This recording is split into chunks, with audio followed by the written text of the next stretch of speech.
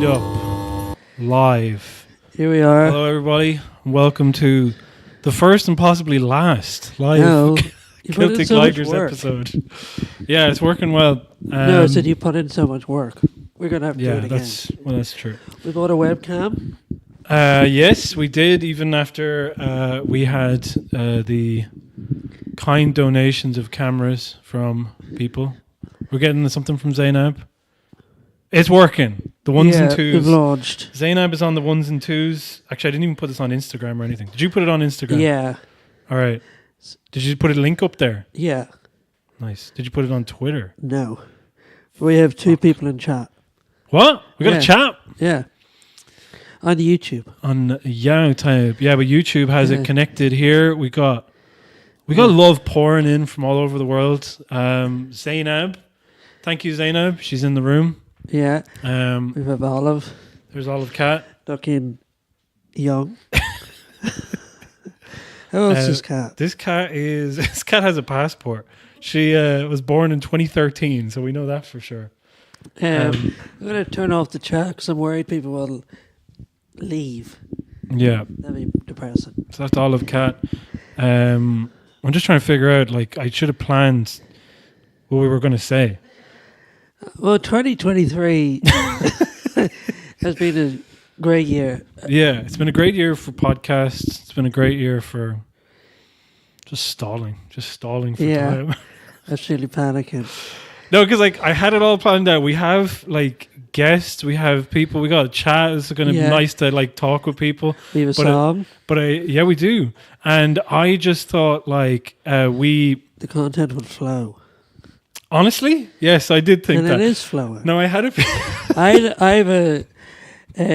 I was thinking we could talk about our favourite top 10 lists. Oh, yeah, that's a good one. We've seen this year. Yeah, no, I love that. So I was watching Game Ranks. Well, can I say one thing first, quick? Okay. Here's what I thought. I was I used to love Charlie Brooker's end of year screen wipes. Yeah, I don't like Charlie Brooker. Well, he's a lib. He is actually very... I gave up on the screen wipes actually after he just put Corbyn up and said, oh, he's an anti-Semite, in the thing, and I was like, fuck off. I screen wipe my arse with his... Yes.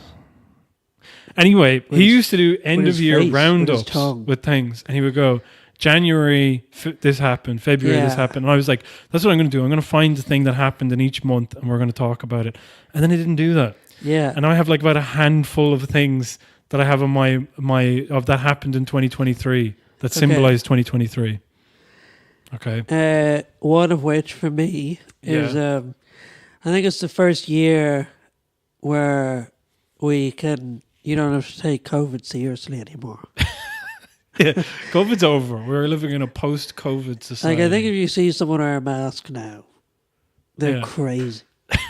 You know I actually, again, we've talked about this before. I think that I'm crazy for not taking it as seriously as they're taking it. You think you should still take COVID seriously? A couple came into I just can't do it, is all. A couple came into work and they were both wearing masks. Yeah. And this was in November. Yeah. And they go, could you recommend us somewhere that is outside seating? Yeah. Because we are not yet going back inside. Mm. And I was like, you're crazy. Get out. No muzzles allowed. Yeah. I was tempted. Yeah. I saw this. There's a person that I know. Name and shame. No, they're a nice person, so I don't want to do that. But basically, they were just oh, somebody I know. And then I saw them being shared on Twitter. And somebody was like, pedophile. No. Okay, we're just looking at that. Does that get us taken down? Can that get taken down? I'm very worried about certain swears or Streams gestures. Can't get taken down. It was the best of times. It was the worst of times, says Zainab Laffy. Yeah. So how... Go back to the segment. Okay, anyway... This is the worst producer ever to just distract. Completely getting distracted by... Well, there's a lot of inputs. I'm I could be on the spectrum. Texted you and she's on the other side of the room. So anyway, so this person was... I knew him from Galway, and then they they just had like a kind of small business. What business? They sell seaweed by the seashore. Okay, yeah. So maybe you can figure out who that is. But they're a cool person. I have like no them. idea who that is. But somebody I saw on Twitter was tweeting them going like, come on, man, like this is pretty outrageous. And it was a massive long thread about how her partner had gotten COVID, okay? Yeah. And the measures that they were taking to prevent. Now, admittedly, they have a newborn baby, so that is, Babies something. can't get COVID. Huh? Babies can't get COVID. Is that where, yeah? What? Yeah. Where are you getting that from? From Houlihan, Tony Houlihan. Tony Houlihan. He said it. Yeah, babies that are shopping can't get COVID. You ever seen a baby wear a mask? Yeah. Yeah. Have you? A gimp Boxed their mask. air passages. A gimp mask. Yeah. In Tony Houlihan's circles. In your friend's house. Certainly. In your friend's house. And that's on the record now. We can say this for sure. Yeah. Tony Houlihan. That was actually that's something that happened in 2023. Please finish the story. You were saying about okay, fuck it. You're the one. Okay. So yeah. Anyway, the point was they were like, yeah, my husband is now staying in a room outside away from us, okay? Yeah. He has duct taped everything around the door to prevent the air from coming in, and he has to climb out a window to use an outside toilet so that he doesn't see us. And then they were like, and he's like, and this is when he went to a party, like a kind of social gathering, and he took his mask off to eat food. So lesson number 1, do not take your mask off for any reason. I was like... I'd say they're getting divorced. Like, no, well, he seems to be on board with it as well. I know, but what I'm saying is that for that couple, Yeah. what he did is worse than cheating. Do you know what I mean? He's punishing him. You ate a vol au vent Yeah. and removed your mask. Yeah. But the other thing that happened is somebody... she mentioned that not only was he wearing a mask, he was also wearing goggles to prevent it from getting into his eyes. So I was just like, somebody was like, this seems like overkill. And I was like, it does seem like overkill, but also like, if it's just the idea of like a virus that affects your immune system that we don't have any fucking context for at all. Well, we do now after however many years, but still, like long COVID's real and all that type of stuff. And then you have a 6-month-old baby, and it's just, I don't know, like I've seen people take it very seriously, and I'm kind of like, maybe I should take it seriously. No, you shouldn't. But I also cannot do that anymore. I Think did that about for it as 3 any years. other disease. Yeah. And remember that this one isn't even real. Yeah, it's made by... I don't know what the conspiracy theory is around. Is it made by Bill Gates, or that it's not... Or that it's not... Oh, right. That it doesn't exist at all. Yeah. Okay, yeah.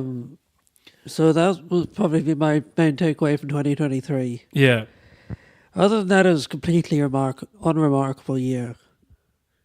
Yeah, nothing happened. Nothing at all. Actually, like, nothing happened for the majority of it. And then right at the end, just a bunch of shit just happened. And then it was like, you suddenly start to feel like we're living, like, this is...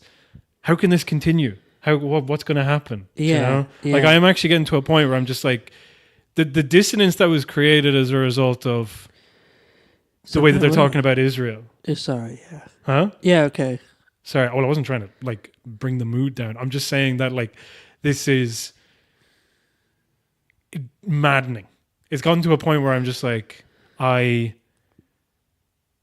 don't know what the world is going to look like in, like, a year's time, you know? Yeah. Because I don't know how the current thing is sustainable at all with, like, the amount of denial over what's happening in Israel or in Palestine by world leaders and the people who are meant to, you know... I don't think there is any denial. They're all just being like, Yeah, Yahoo! Yeah, I suppose you're right. Like, we got to do what we got to do. And then it's like a hospital blew up. Actually, I think it was those guys who did it. Oh, it wasn't? Well, actually, it's fine. Who cares? It's just us. Yeah. And then it's like, I don't know if you saw, there's something Biden recently, like, he, like, rushed. He's so old. He's so freaking old.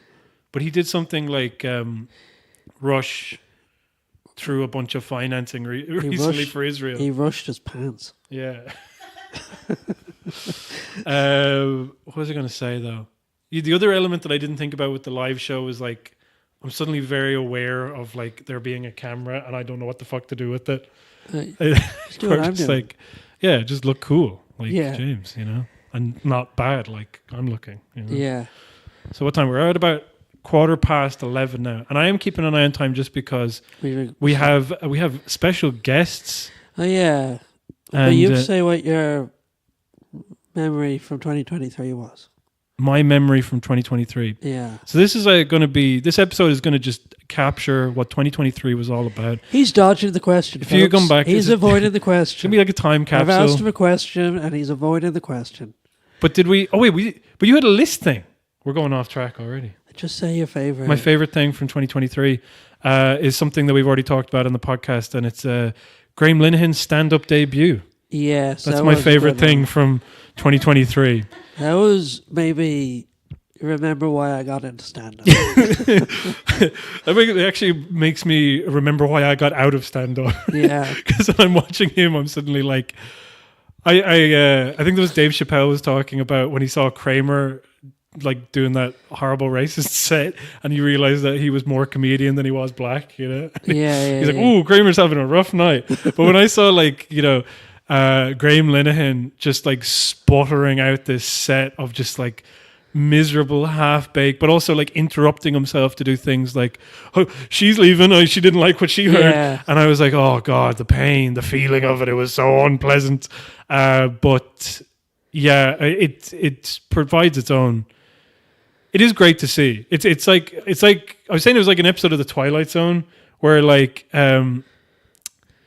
this comedy writer ends up in a world where they're telling jokes for a living, but the laughs are like empty calories and they're basically just trapped in their own hell. Yeah, it's like a comedy writer in a world where people have forgotten how to laugh. Yeah, how or like, enjoy things. This is funny, ha ha, I love it. And they're like really performatively doing it. And like nobody's having fun, nobody's enjoying it. They're just kind of imitating behavior that they've seen to try and prove that they're having a good time. And I think the scary thing was that people genuinely loved it. Did they love it though? Yeah, the old woman in the front row, she was loving it. Yeah, but she's like his friend, basically. She was still loving it. Well, a lot of them are like liking it because they're like yeah, give it to them, stick it to them, stick it to these fucking trans people.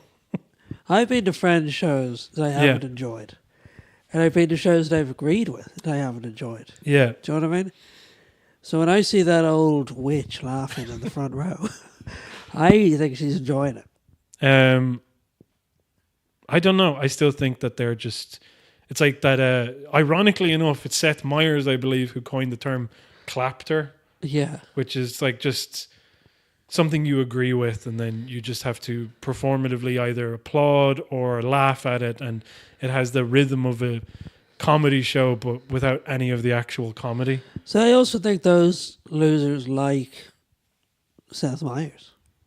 Yeah. I used to love Seth Meyers. And the other chap, the South African guy. Oh, he's terrible. Trevor Noah. I hate that guy so much. He's one of the worst. What about Trevor Showa? What about Trevor? You get that one, Gareth? Trevor what? Showa. Yeah. It was like Showa your nuts What's or something. That? What show? No, it's never mind. I know, I didn't get it. Sorry. Look it up later. Excuse me. Let's see if there's anything in the chat. 2023 was a land of contrasts. Roger O'Sullivan. Who's that? Roger O'Sullivan. Why do you say it? Oh shit! Sorry, Roger sent. Oh no, he sent a clip, but I don't know if he was serious for his year-end. Oh yeah. Anyway, I fucked up. I don't have it, Roger. Did you just ignore Roger's thing? I didn't ignore it so much as it was the first one that came in. So I just like. So if we put out a call, we're like, hey, everybody send us your memories or like the moments from 2023. And then we got like one or two, but then I was like, we didn't get enough. I'll have to start asking people. You know? And then people kind of had difficulty with the concept. We have Fionn Cleary in the chat. Yeah. Shout out to Fionn. We were just talking about, no, he doesn't live in Clonmel. Or does he? I don't know. Oh, that's a different guy. Or is it? Someone, please explain to Gareth what the Showa was. What is Showa? I think he'll really enjoy it. So we play the first clip. Yeah. Okay, let's play a clip. Let's see how this goes. So we have a clip here of this one is Paulie Doyle, okay? Paulie Doyle. So this is for asking for your questions, thoughts, things you think should be on the record for 2023, okay? Hey, bud. Yeah, sure. I'm happy to do that, but can you give me a bit more context? Like, what do you mean by the moment of 2023? Did you download the wrong clip? No, that was it. It just like I thought it was funny. I had this idea in my head that I was like, okay, so the first one, let's put it up, and then it's just him going, I don't really understand. Yeah, I don't know how people. It's not a mark against him. He just doesn't understand. It's fine. Is the idea of like a top 10, a top 10 list or a highlight list? Is that just like a Booterstown and Kinvara thing? I think like also I'm trapped in like the panel show era from like the mid 2000s. But it's not even a panel show; it's just everything. No, but like in the mid 2000s, it was just like like top 200 British comedies, and then we'd be sitting down watching it, and it'd be like, "Oh, I hope Blackadder wins." Like, what are you talking about? Who? Why do I care what the top British sitcom is? It matters. But I love them. I love lists. The one I never liked was the top ads. I always thought that was bullshit. I suppose so, actually, because then they're getting a second go, aren't they? And also the Guinness one always won. The horses. And I never understood that one. I found a list. I think I sent it on to you, the one with... so ScreenCrush.com is like, they're like Marvel fanboys. And so they did a list of like top 10 ways Marvel screwed up this year. The MCU screwed up. And it was like, number 10... Kang was overcome by a bunch of ants in Ant-Man. Number 3, fucking Nick Fury seems to have forgotten the events of the Secret Invasion. And number 1, Jonathan Majors guilty of battery. I just thought that was like those 3 shouldn't be on the same list. One of those is like real.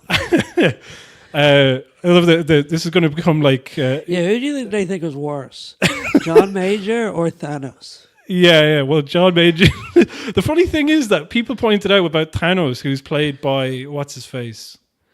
Josh Brolin. That at the time, actually, he also had a count of domestic violence against him before he took over. But the curse of the role. The big bad in Marvel movies. Yeah, the Joker curse. But no, it was... The thing about it is... they didn't come up with an excuse like that where they were like, it's just the role. It goes into his head. He thought he was Kang the Conqueror. No, what happened is like they have like, okay, here's the Marvel movies and they're leading up to the Avengers movies and there's going to be a big bad guy and he's going to be like seeded throughout. Cool. So then Thanos is done. So who do we get next? Let's get this guy... Jonathan Majors to play Kang the Conqueror, who is a character who's like spread across the multiverse, which means there are countless versions of this character. Yeah. So, and they lent into that. They would have like, oh, here's Jonathan Majors playing this version of the character. Here's Jonathan Majors playing this version of the character. Yeah. So they planned about like 10 million movies and a bunch of TV series together. And like apparently it was very easy to find out that there was a lot of sus shit about him, where like women were accusing him of like violence. And you have to believe that Marvel were like looking at that and they're like, oh yeah, but he's got kind of this Oscar buzz around him. Could we get away with, like what is the critical mass of this? That we can ignore it up until this point and then no further. Like with Justin Roiland with Rick and Morty.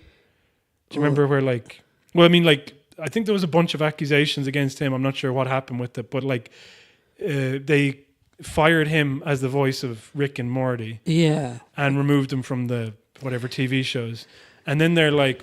Yeah, that's one of my new favourite bit of 2023. Which? Rick and Morty. Did you watch any Rick and Morty? Yeah. Did you like it? I loved it. No, you didn't. You're fucking joking. I'm not. I liked the episode where it was like The Matrix, but slightly irreverent. What was that one? I don't even remember. I mean, I watched them all. I thought they were like all varying degrees of terrible. They go to the Matrix, but everyone's on their phone. It doesn't work. I'm not even sure if you're joking right now. So it doesn't work anymore. Sorry, what were you saying? I was just thinking about like with Justin Roiland, that they were like, well, we got commissioned for like 10 seasons of this show. We're going to have to make 100 episodes. So they've only made like, maybe let's say like 50. So then they're like, how bad is he really? Yeah, you know, like, yeah. is there a way we can keep him? It's like, oh, we can't keep him. And then it's like, but we have to keep going because, and maybe once they get to like 80 episodes, then they can be like, all right, well, you know, we can just eat the cost of the rest of them. We don't need to keep making these things anymore. But it's the same with the Jonathan Majors. It's like, they must have known that, like, you know, they have to be like researching and like looking for the talent and trying to figure them out, you know? Yeah, they do. Background checks, you know? There's probably some guy whose job it is to evaluate the risk. Exactly. But then for some reason they made this thing where it's like, maybe we can do it. Maybe we can have, you know, 10 million movies and TV shows based around this guy. And then it's like, oh, right, no, he's guilty. Oh, fuck. Yeah. Well, now he's gone. So anyway, that's that. So, R.I.P. the MCU. Finally, superhero movies have... maybe they're dead. Yeah. Maybe they're dead. Can we have another clip? Let's have another clip. Hopefully one that means something. All right. This is the worst. This is going to win worst audio quality of 2023. Who? Mark Maloney. Let's get him on. And let's turn off our mics while we're at it. Yeah. Good evening, Liger 1 and Liger 2. I'll let you decide. Let you decide which one is which. But obviously it's been a big year with the ongoing violence in Ukraine and the increasing violence in Gaza. And also with the return of Celtic Ligers. Isn't that what a big year? But I suppose I was trying to think of things pre-Celtic Ligers, pre what may have been documented by the show, and three things came up, I suppose. One being Spare, the memoir written by Prince Harry, or I suppose the artist formerly known as Prince Harry, now just Harry. That's pretty good. It's good. Remember that one fun bit where he talks about his Willie? Very good. Number two, closer to home, when Joe Biden visited Northern Ireland. That was pretty exciting. Obviously there was the selfie of him and Jerry Adams. How fun. But more fun, the biggest highlight from that trip is that big banner from the Unionists that said "Go home, Provo Joe." Excellent. The Midwestern Americans being confused, thinking it was like a bunch of Mormons, calling him a Mormon. An excellent combination. A good clashing of cultures. And then number three, I don't know if you're familiar with Arthur Knight. That was a fun story. Well, not really a fun story. An interesting story. Arthur Knight, the kind of fake identity of a man called Nicholas Rossi, who was accused of sexual assault and then pretended to be a disabled Englishman. And it's quite a fun clip. I couldn't hear any of that. Okay. Headphone, the ping back on. Yeah. You didn't hear any of that. No. Okay. What did he say? He said, what about Prince Harry's book? Oh, yeah. And there was a bit about his penis or his balls or something. And then what did he say after that? His dick, apparently, according to Zainab. Then Joe Biden visiting Northern Ireland, and there's a sign saying "Go home, Provo Joe." Okay. And then Arthur Knight. Do you remember that one? No. That one was very funny. There's a guy, like, let me just find that.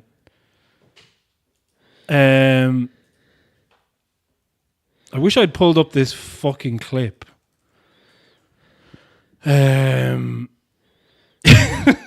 Just looking at the picture, like, I mean, I'm just going to describe it to you, and then in future, people use Google, look it up.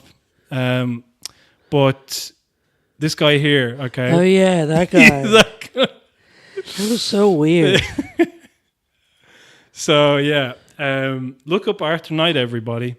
I do have like an internet thing. He was like faking being sick. Yeah, he was faking being sick, and then he's like a fake oxygen. Like he's got, well, probably, I don't know, maybe he's actually huffing oxygen. No, I think it was fake. But he's like there going, how dare you accuse me? And he's like getting really upset. And then he like goes, I'll prove that I can't walk. And then he gets up and does this like fake stumble. And then his wife is there like going, no, Arthur, don't. Arthur Knight, by the way, an American going over and calling himself Arthur Knight in the UK. It's like, that's what they're called over there. And this is what they sound like. And this is what they do. He also faked his death, Zainab says. All right. So, anything else that spark anything from you? Do you have anything to say about Prince Harry? Yeah, I always feel bad for Prince Harry. You know what I mean? What is that? He's definitely molested at some point. You heard it here first. Well, I just assume. I mean, if you're a member of the royal family and Prince Andrew is your uncle, you know. But also, it's like everybody. Everybody in your circle is just a paedophile. And then, and then he marries, what's her name? Did you turn on your mic? Yeah. Okay, cool. Am I not coming? Yeah. Okay, cool. Is that any better? Don't know. You're just looking at the thing. I'm looking at your levels. You're not even breaking yeller. Oh, no, you are. Okay, it's fine. It's on. It's on, folks. It's on. And then he marries Meghan Markle. And she's no better. She's probably a paedophile as well. She's not. She's rude. You know? Is she rude? She's rude to him. I don't really. I was watching a lot of videos, and it'll be like, look how she places her hand on his arm. Yeah. To silence him. You know what I mean? And I just don't think he needs that energy. No, his mum was killed by the paparazzi. Can you just give him some? And like he'd be laughing, then she'd put her hand on his arm and he'd stop laughing. Stuff like that. There was a lot of secret codes between the two that only me and Harry could decipher. So I felt bad for him because of that. I do like the idea of her basically like doing the American thing of like privatizing the royal family, essentially. Yeah. Where it's like, yeah, we've got our own brand over here. And instead of it called Johnny Rockets, it's called fucking Eddie Rockets, you know? Yeah, yeah. It's called the Markle family. Actually, do you remember the Eddie Rockets, but there was like a Galway branch of it that took off and it was called Rockin' Joe's. The blue. Yeah, with the blue. That was I hated that place. I hated the blue. I wouldn't have gone that way with it. Blue is a universal sign of evil version. You know what I mean? Or like mold. I mean, that's another thing about it. It didn't. Walker crisps, cheese and onion, they're blue. Yeah, evil. And Johnny sausages, whatever it's called. Johnny sausages. What's it called? Johnny Denny's. Rockets. Johnny Rockets. Johnny sausage. Yeah, we're gonna rock around the clock tonight at Johnny Sausages. So I felt bad for Harry because of that. Yeah, because he's cooked by his wife, who's supposed to love and support him. Yeah, and he had to learn to fly a helicopter when he was just a wee lad, didn't he? He learned to fly an Apache helicopter. Oh no! Do you know what? Here's one thing as well. I'd like to fly an Apache. I'd like to fly a helicopter to Apache. I thought you were going to go. Oh yeah, okay. Pizza. Sorry. I was thought you were going to go like I'd like to fly Apache pizza. You're like, no, I'd like to go and get a pizza at Apache. At Apache, and I'd like to fly there. Not necessarily in a helicopter. I just like to fly. I feel like that's the second. Yeah. You're like, so how are you flying there? Oh well, I'm just flying there. It's like, but you want to get a pizza. But you don't like, it's not like, oh, I wish I could fly. It's like, I wish I could fly to Apache. Like, those are two wishes. No, it's just the one. It's just the one wish. But what was it? Yeah, with the crown. I was saying about how, like, they're not going to do any, like, Prince Andrew and, like... Yeah. Like, the thing is that you got, like, this, like, oh, she's so dignified, you know, in the office that she... Peter Morgan, the guy who created the crown. Yeah, I hated the show. And it's mad the way... Everyone was like, the Queen was so great. She was so quiet all the time. That's essentially what they like about her. She was so quiet and she never spoke her mind. And she just quietly had 10 billion pounds.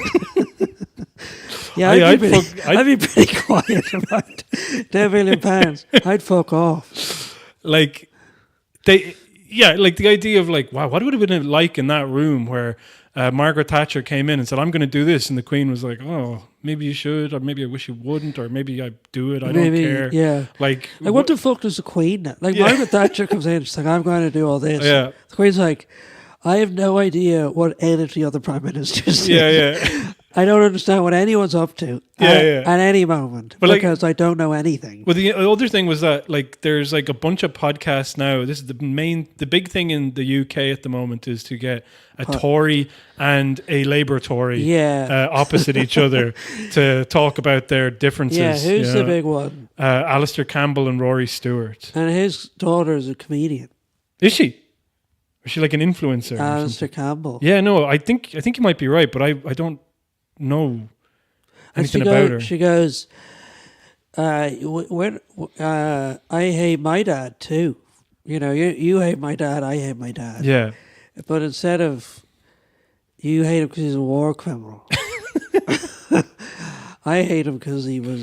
Because he sent me to bed without my supper. Yeah, because he sent me to bed without my sausages. Yes. And, okay, on my Apache. Callbacks are always funny regardless of...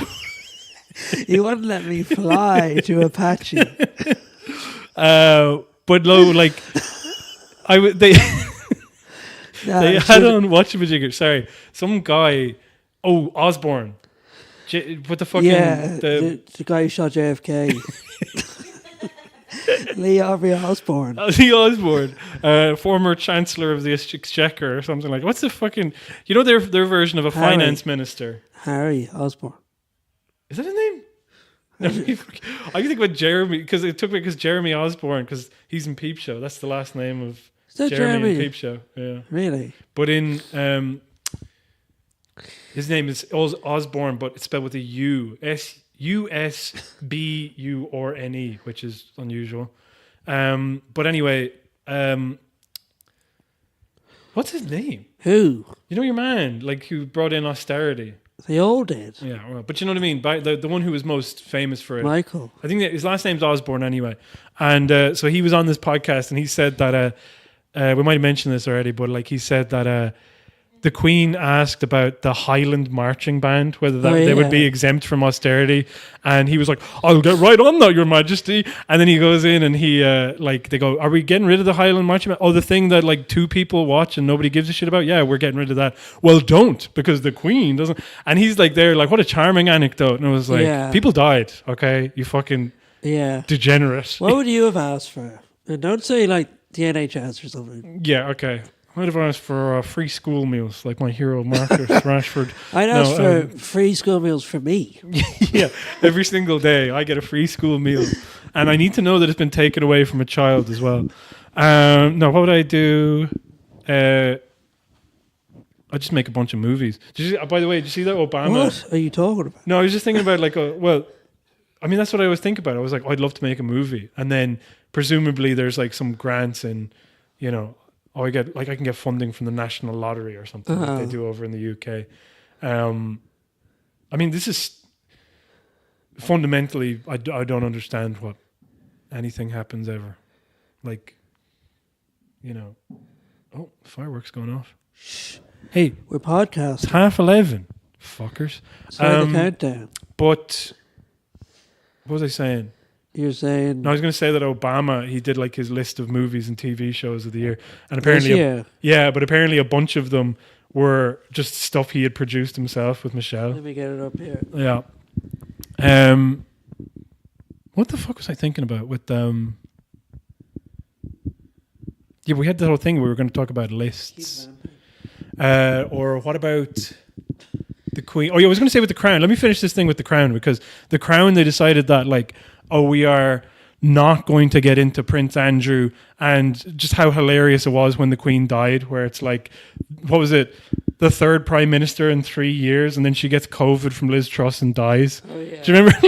And then Liz Truss has to be at her, like, do you know, they're like, when they sat across from each other, Churchill and the Queen, you know, Thatcher and the Queen, the tete-a-tete, the friction in that room, it's like, and then they're like, get to present day, and it's like, fucking Liz Truss, and they're just sort of like, no, we're not doing that because it's not like dignified, and it kind of is a complete repudiation of everything that we admire about The Office, and then of the office, whatever, being the queen, and you're just like, you cowards, you pieces of shit. Yeah. But within the show as well, they move focus away from the queen and start putting it on like Diana, and then they have a very, I don't know much about the story, but a very racist depiction of the Arab father who was trying to pressure your man into marrying Diane so that he could get loads of money.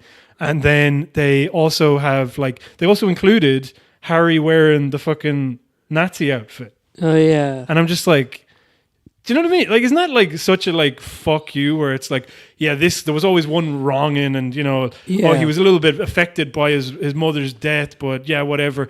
But anyway, the queen gets to go out in a dignified way, the way she didn't in life. Yeah. It's like, you're such an asshole and a coward, and I hope maybe one day they'll come back to it and fucking Olivia Colman will reprise her role. Yeah. And find out that she got strangled to death. Okay. All right. Here's Obama's. So unflattering. Sorry, I meant to say Obeamer. 2023 movie list. It's funny, I was typing 2024 for ages. Rustin, haven't seen it. Don't know it. Leave the World Behind, Don't know haven't seen that. it. American Symphony, haven't seen it. Are these movies or TV shows, or are they books? These are movies. Okay, I've never seen any of The these. Holdovers. I've heard of that, but I don't. Oh, yeah. I've heard of the Hangovers, 1, 2, and 3. Yeah.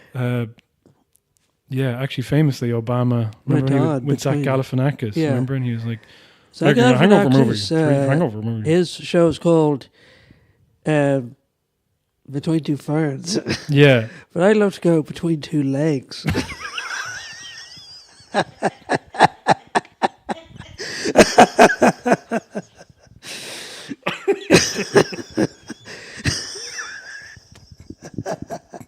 All right, what's the next one on the list? What's the next thing? Blackberry.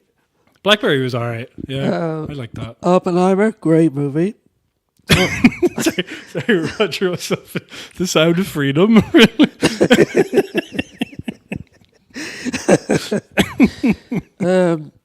Oppenheimer, American Fiction, Anatomy of a Fall. That one was pretty good. Have you seen it? Yeah. I heard it was good. I want to see it now. Monster.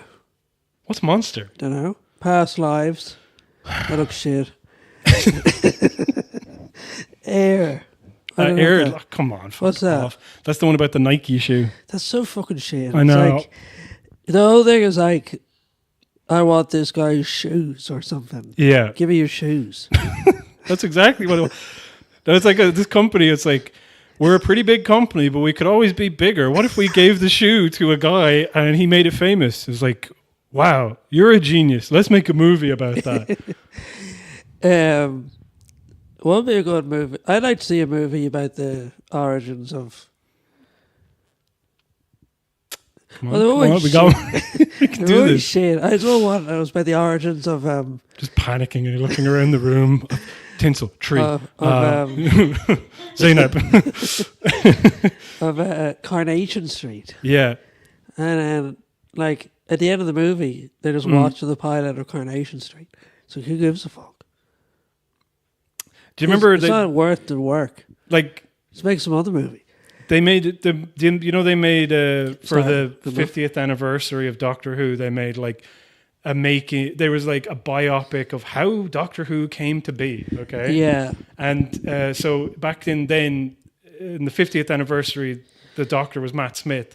So they have William Hartnell being played by David Bradley, and he's like, looking at the console on his last day, and then he looks over, and Matt Smith is looking right back at him, like from the future, as if to say, don't worry, it continues on, and there's a legacy. Yeah. And they kind of look at each other knowingly. And now for the 60th anniversary, they did the same special, but they refilmed that scene with Ncuti Gatwa, who's the current Doctor. Okay, that's But good. the thing that's funny about it is that William Hartnell was a massive racist. Okay? Yeah. So he's like looking there, and he sees like this black man just winking back at him, and he's like, my future is in safe hands. It was like just, never would have happened. Yeah. In this. Let me at him. Snarling at me. Polite Society, haven't heard of it. Yeah. 1001, haven't heard of it. 1001. Yeah. Never. I mean, whatever. I mean, I'm sure some intern who works for Obama maybe possibly enjoyed those things, but I think a bunch of those, like I said, were made by his production company. See, I'd say he has watched those. Like, it's not like he's president anymore. He's learned his time.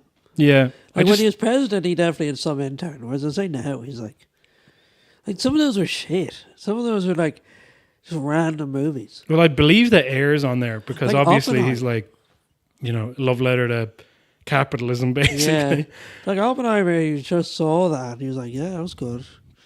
Yeah, probably. We've listen to another clip. It's 11:15. It's 11:45. Okay. Some of them are long now. Get a good one. Get a fucking good one. Oh, this one's good. This one's good. All right. Let's turn off our mics because we don't want to hear ourselves. Hello, boys. Happy New Year. When I was thinking about what my highlight or what my moment of the year was, it occurred to me that we've had actually two very notable GoFundMes in Dublin over 2023 for one victim of assault and one hero who stepped in. And I think because of the riots and all that, we may have forgotten about the fact that when that Italian-American guy was in Dublin in the summer and got attacked by teenagers and ended up in a coma in hospital, when his I think estranged sons, travelled over from the US and they set up a GoFundMe and it raised €120,000 and then they wouldn't give it to him. He was asking for it to buy a house in like the West somewhere, and then they decided not to give it to him because it had to be spent on, they say, taxes and logistical costs of something, of just flying the family over there. And then one of the sons announced his band was going on tour with brand new equipment. And I just think that's fantastic.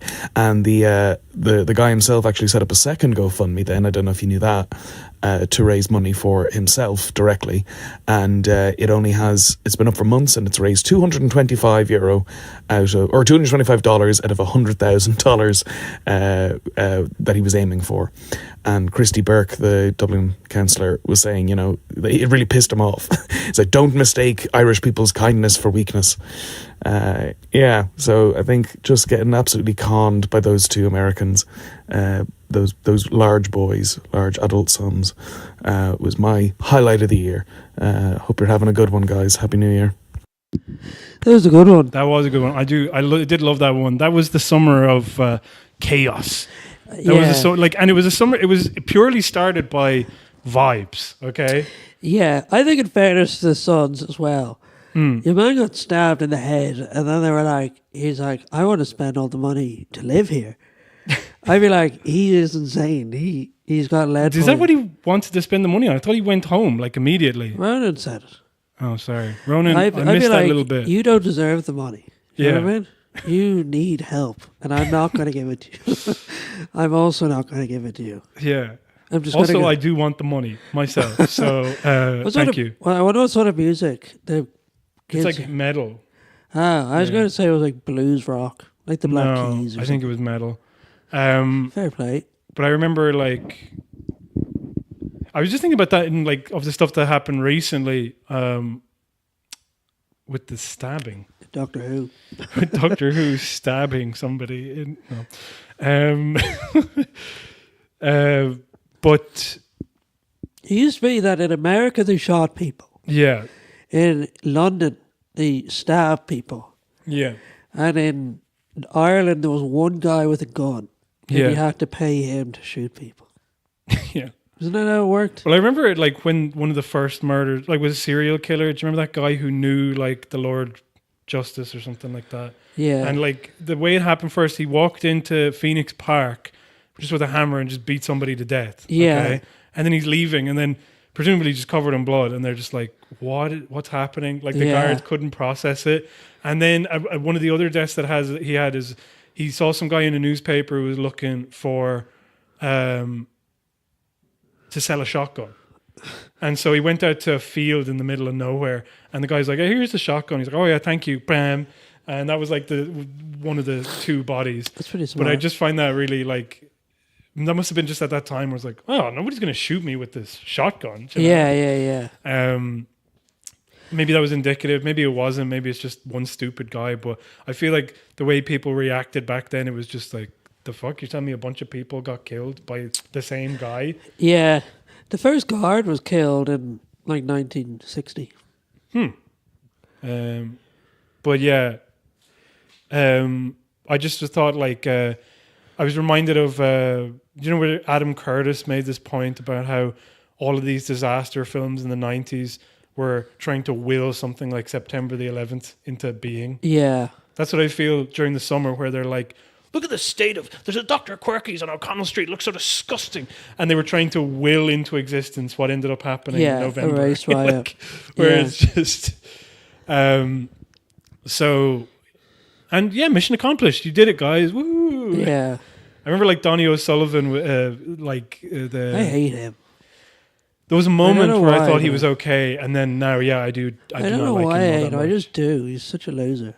Well, he like posted up. They wrote a bunch of articles about how an anonymous guard who's now retired said that he's picked up people, and then he saw them walking around in the same evening, and that's how bad it is. And I was like, well, actually, it shows how bad he is, because like if there were any grounds to keep them, then presumably that would happen. But anyway, you can't arrest somebody for being homeless, no matter how much these people really want that to be the case. Yeah. And so there was a few stories that were going around like News Talk or on all these like outlets, and they were saying like Donny Talk. Well, this is what I was going to say, is that like they would be like, the city looks like shit and everybody feels terrible living in it, and that means that crime is on the rise. Yeah, okay? yeah. And then Donny O'Sullivan said, I remember I used to work in a tourist agent, okay? Like, is that what you call them? Like tourist agents? Foreign agent. No, like a tourist. Like where you, not what the fucking, you go on holidays and they book tickets for you. Yeah, tourist agent. Maybe it was a citizen's information. Anyway, I don't know. But either way, he said that Americans used to come in off the streets and they would be shaking with fear at the stuff that they'd seen in Dublin. And I was just like, I don't care. Like, as in, I really don't give a shit what this American feels, first of all, but also like, again, it's just pure anecdotal. And like the fact that he's like, and once again, an Angela Nagel type or somebody sitting in America going like, yeah, this is what it was like when I left. And it's scary that it's still like that and probably getting worse, maybe. I don't know. Yeah, if I was Donny in that situation, I would have been like, fuck, fuck me. If they came in and like, oh, I'm scared out there. Oh, that's a shame. It's about to get a whole lot worse. Yeah. Crack my knuckles. Yeah. Wrap him across the head. What else did he say? Did he had another story about, there was that guy who got the GoFundMe? That was the same guy. Okay. Thank you for that, Ronan. Thank you for that for all of our contributors, by the way, so far. And if there's any technical difficulties happening at all, please say it in the chat so it'll make me feel really anxious and scared. Yeah. Nothing's happening, Zainab. There's actually a show happening, and it's pretty good. It's actually, if you're paying attention. Yeah. What other stuff happened in 2023? Something with Elon Musk. Oh yeah, actually, that's something I forgot. Elon Musk was booed at that Dave Chappelle gig this year. Oh yeah. That's funny though, isn't it? No. I thought that happened ages ago. Yeah. And it did, but ages ago in 2023. Yeah. I didn't care about that. Apparently... Did the pictures of his belly leak? Do you remember he was in the swimming gear? I thought those were older as well. I have no idea. Oh, whatever. What's the favourite game you played this year? Oh, do you know what? Actually, I do have a favourite game. I played a game called Toonstruck. Okay. Have you heard of this? No. Do you want to hear about this? Do it quickly. It's a point-and-click adventure game where it's like Who Framed Roger Rabbit, except Christopher Lloyd is a live-action guy in an animated universe. But he's and dead. It was made in the 90s. No, he's not. He's still alive. Christopher Lloyd's still going. He's still going? Yeah, I know. Yeah. I don't think he's as old as you think he is, just because he as Doc Brown, he looked older than he was. Sorry, I'm thinking of the other fella. Christopher Lee? The fella who played Galnaff. Saruman. Yeah, Christopher Lee. See, he's dead. Oh, he's dead. He's dead. Yeah, yeah. Thank God. I remember in the Hobbit movies, because like they have these like I think he was working on like the Lord of the Rings movies, and then he got into a disagreement with Peter Jackson, and he didn't want to be in them anymore, and they basically just kind of killed him off prematurely in regards in the books, and then somehow they got him back for the Hobbit movie. and they have him like just like propped up, and he's like face is so gaunt, and he's like, Gandalf, the Hobbit weed has surely dulled your senses, or something. And I was like, don't do this to the poor man, And then they did it for money again and again and again. Holy shit! Those Hobbit movies really owned old people, because the other story I had from them was the other old fella. Ian McKellen. Yeah, he cried. He cried during the making of one of them. Yeah. He was in a tree on a green screen, and they were like CGI goblins throwing pine cones at him, and he started crying. I think I remember seeing it where like in the original Lord of the Rings, they were like, let's do some like foreshortening sort of thing. So Ian Holm will be in the background as Bilbo handing him a little mug. And then they were like, oh, we can just do it like digital for the whole thing. So they're like, just imagine there's like a million dwarves all around you, like throwing plates. And then, there's footage of him just like weeping, just like, this isn't what acting is supposed to be. I'm not like supposed to be here sitting. Well, it is. Yeah. He's pretending to be a fucking wizard, man. So why don't you get with the program? Yeah. And just the paycheck. It's like, you want it or not? Yeah. If he didn't want to do it, he should have fucked off. One of my least favorite things that out of those movies is that in Lord of the Rings there was a bit where like an elf appeared, but it was one of the guys from Flight of the Conchords. Yeah, I love that. Brett McKenzie, I think is his name. And so they were like, for the Hobbit movies, they're like, oh yeah, we have to get Brett back to play an elf again. Okay. So they show up at Rivendell. It still pisses me off, this thing. The whole troop show up at Rivendell and they go, hey, we're here to see Elrond.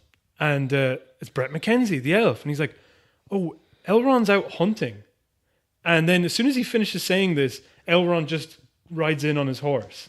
And you're like, why did you just cast Brett McKenzie to come in and say, oh, actually, Elrond's not here. Oh, wait, there he is. Yeah. And I was like, this is just so lazy, so miserable. Do you remember when Alex Zane was in Shaun of the Dead? Yes, I do, actually. That's insane. No, I don't think... Actually, do you know the thing is, I don't think it was Shaun of the Dead. I think he was in the Dawn of the Dead remake that Zack Snyder made. What's Alex Zane up to? I heard... Do you remember, like, just a few minutes before we started recording, I thought I saw some Star Trek thing on the telly. Yeah. Then it was like, the top 10 moments in Star Trek, okay? And that was Alex Zane. Alex Zane is like the narrator for these like Sky programs about like, he's 44. 44 times that. Do you remember he had a show called Rude Tube?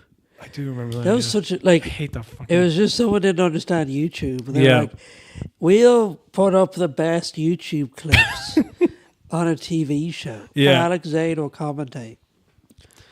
But I've been watching a lot of YouTube clips of what's a MMC fights? You know those things? MMA or MMC? Yeah. Which one? Like Conor McGregor? Like MMA? Yeah. And they're just loads of people dislocating their arms and stuff. You watch some of the fucked... Like, just... like, sometimes people will be like, I'm really fucked up. I watch, like, pimples being popped. And then James will be like, yeah, I watched, like, some... man in Thailand who like eats a shoe. I'm like, oh, all right. Like, I don't know how that came about, I know. I felt bad because I was at a show yesterday and I was like, oh, do you want to see a funny video?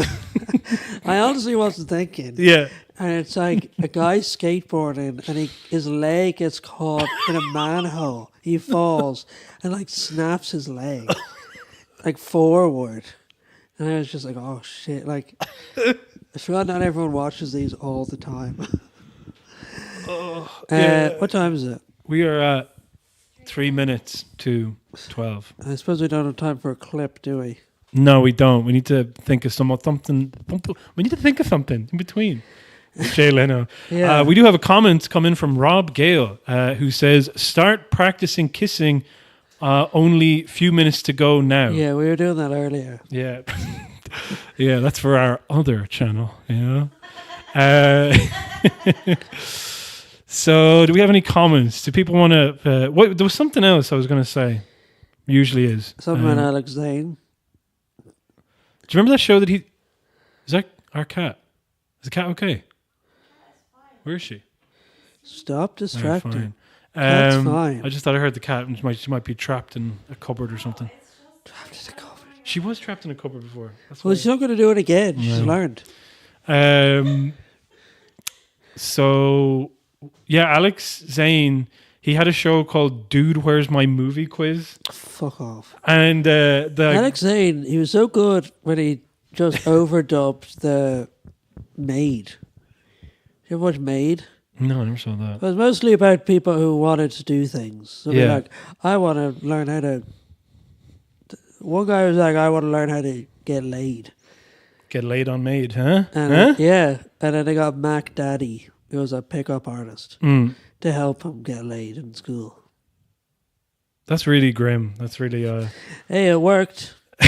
Probably. Get laid at school? They're actually allowed that to happen where he's like, did you get laid? I'm not telling. He's like 15, you know? Yeah, we just pay loads of the girls to fuck him.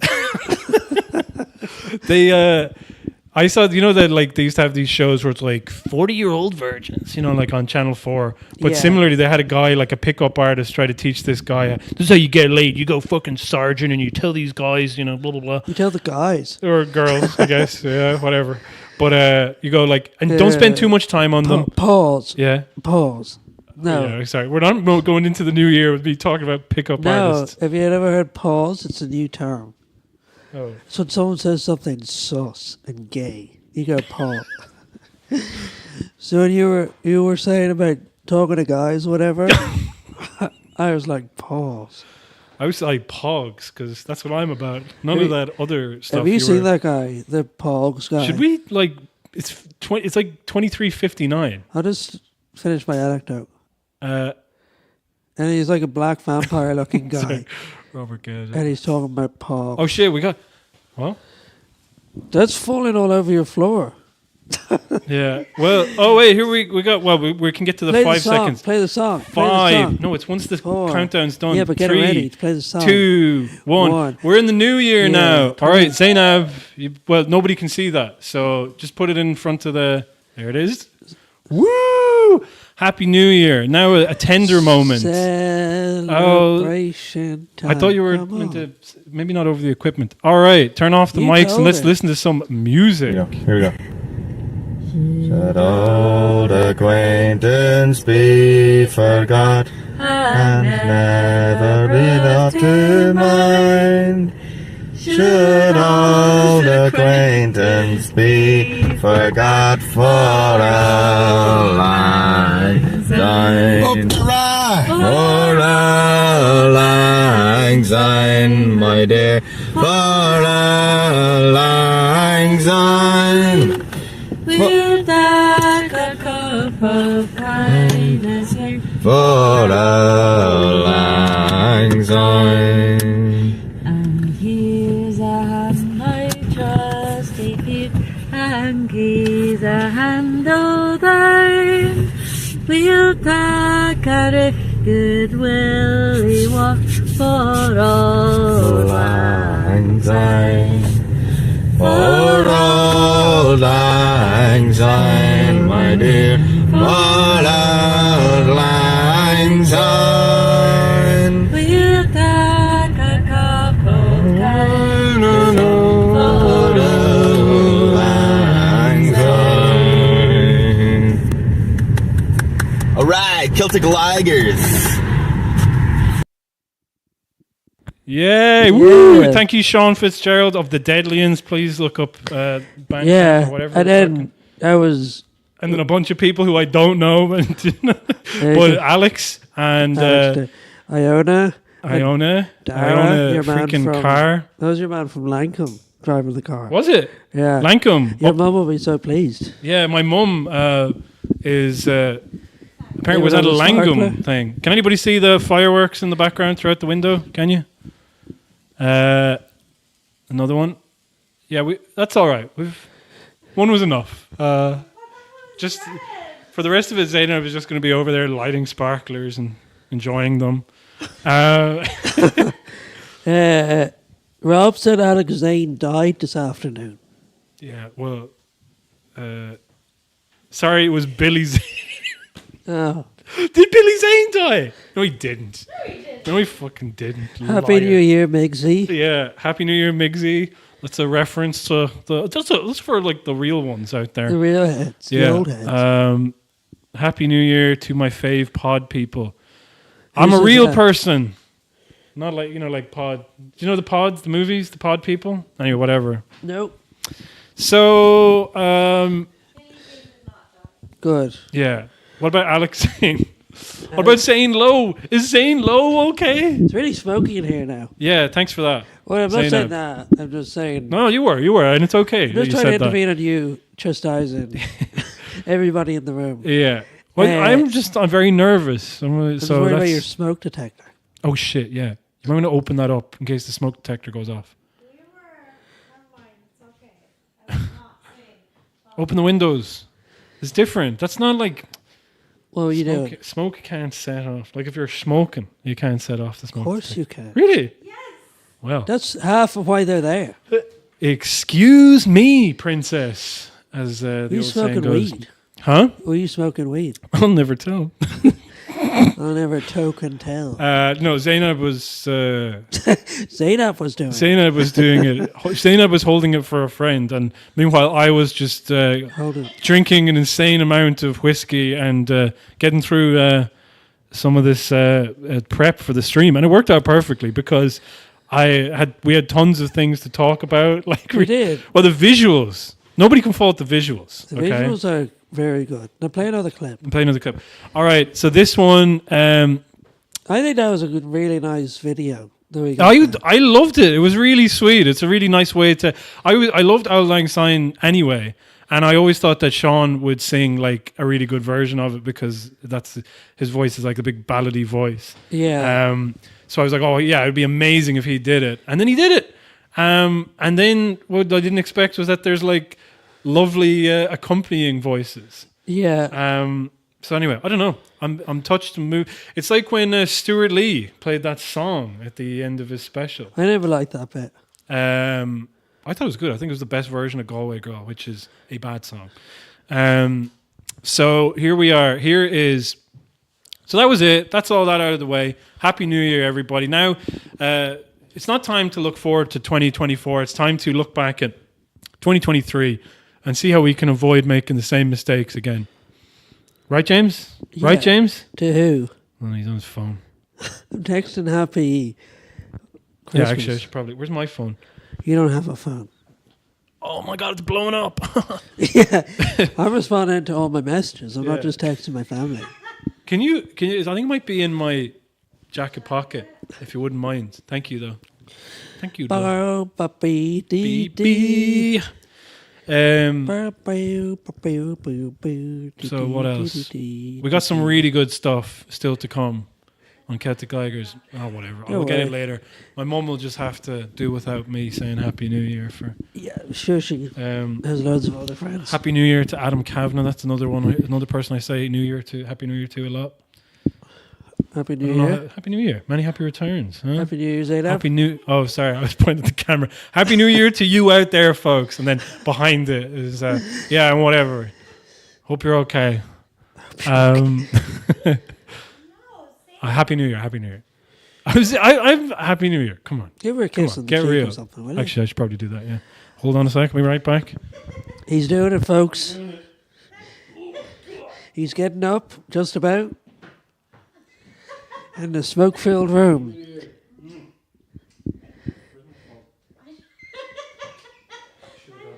Oh, it's right there. Right.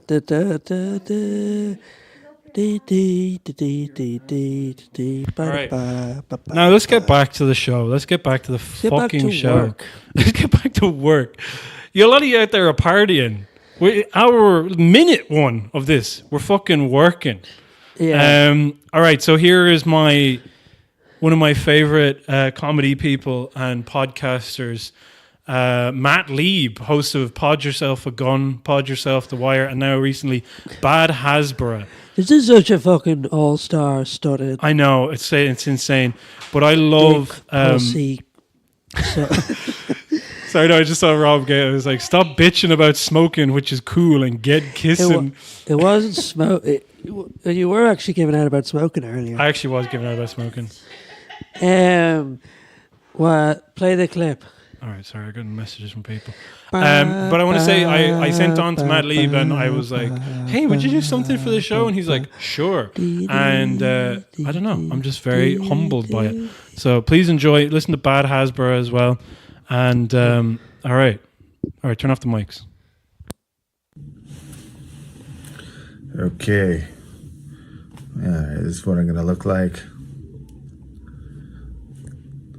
Hello, Ireland. Greetings from America, the land of the free, the home of the brave. 2023, what a year. What an amazing year we had. Just so many things happened. So many things. Just like, you can't even count how many things that had happened in this year. That, it's just like, it was just chock full of things and stuff and events that happened. Like just in the first 10 months of it. The fucking Matthew Perry died. That was crazy. Because it was like, what? Matthew Perry? So many things that had happened. Oh, the Queen. I think the Queen died 2022, but The Crown, the Netflix show The Crown came back, and Princess Diana died on The Crown. So that's cool. I mean, sad. I don't know. Was that sad in Ireland? Anyways, what else happened? Fucking just okay, I'm gonna be honest with you. I only remember the last 3 months, because the last 3 months have been hell, because Israel has been decimating babies and civilians in Gaza and pretending that they are the ones who are at existential risk. This has been a great year for Israeli Hasbara, that's for sure. If you don't know the term Hasbara, that is Israeli term for propaganda. Sorry, that's my baby crying. It's been a great year. Yeah, so, a lot of great Israeli propaganda. We had that one commercial with Santa, where Santa got a letter from an Israeli child who said Hamas had killed his mother and kidnapped his father, and asked Santa to, I don't know, I think like get him back or give him a toy that would make it better. Probably the toy more likely than the. I don't know why I'd be asking Santa. He is Jewish. Point is, they didn't think that one through. Also, I mean, a lot of great news sound bites. Like within the first month of the genocide, we had a hospital bombed in Gaza, and then Israeli representatives going on TV and saying that's ridiculous. We would never bomb a hospital. And then a couple days later, getting 100 Israeli doctors to sign a petition and a letter that said this is why we need to bomb hospitals. And then they started bombing hospitals. And then they said they had to bomb hospitals because they were secretly military bases. And then it's been months later, and we have forgotten that they didn't actually find out that they were military bases. We have no evidence of that other than a guy showing up in the middle of one of the rooms in the hospital and pointing at a calendar of duties and thinking it was a list of Hamas militants taking shifts with looking over hostages, which it wasn't. So great year for Hasbara, bad year for humanity, a bad year for Matthew Perry. Seemed like he was going to be okay, but sometimes, sometimes friends die. I'm sorry. Anyways, I love you, Ireland. And shout out to this podcast for being around, keeping. I'm gonna be honest. I don't know much about this podcast. I do know that the people who make it reached out, and they seem like lovely people. And I love all Irish people except for Irish Americans. Just kidding. I love Irish Americans too, but let's be real. But the people of Ireland, I stand with you in whatever it is you're doing now. Probably something cool. And thank you for supporting Palestine. That warms my diasporic Jewish heart. I love you. And may Jesus look kindly upon your soul. I don't know, is that something you guys say? Oh, Jesus loves you, and you have to fight your dad. You guys seem like you fight your dads a lot. All right. Bye. I'm Matt Lieb, by the way. Doesn't matter. It's like you didn't even hear about the race riots we had. I thought it was like, okay, the new year. All right, let's put on a clip. Oh, I love this guy. I mean, I did love that clip also as well. Yeah. But I was like, I probably actually should have thought about like, let's bring in the new year. And then it was like, yeah, remember when Israel did all that? Oh yeah, that was awful actually. Yeah. But yeah, you didn't see that. I don't know if I'm able to pull it up, but yeah, there is a clip that they have of like Santa receiving a letter from a child about Hamas. Yeah. And then Santa's basically like weeping, like, "How could they be so evil?" What would you ask Santa for? I'd ask him for a free Palestine. Really? Not a Game Boy or Well, actually, I didn't. A Game Boy, probably. a Doctor Who flashlight or I'd something? probably. Yeah, I'm gonna have David Tennant's pussy. What? David Tennant's pussy. For the. What is that not? What would I ask him for? You ask. What would you ask him for? Returning the question. Yeah. I actually don't know. What was the other thing that he mentioned? Oh yeah, Matthew Perry dying. Yeah, that didn't bother me. The funny thing is that they wrote Matthew Perry's name on a missile that they sent into Gaza. Yeah. Just being like, hey, could I be any more of a bomb that kills people? Yeah. He never actually said that, though. It was one of those little things. Mm. He never said, could I be? Just like Spock never said, What's "See Spock me never up, say? Spotty." Yeah, exactly. Yeah. Next clip.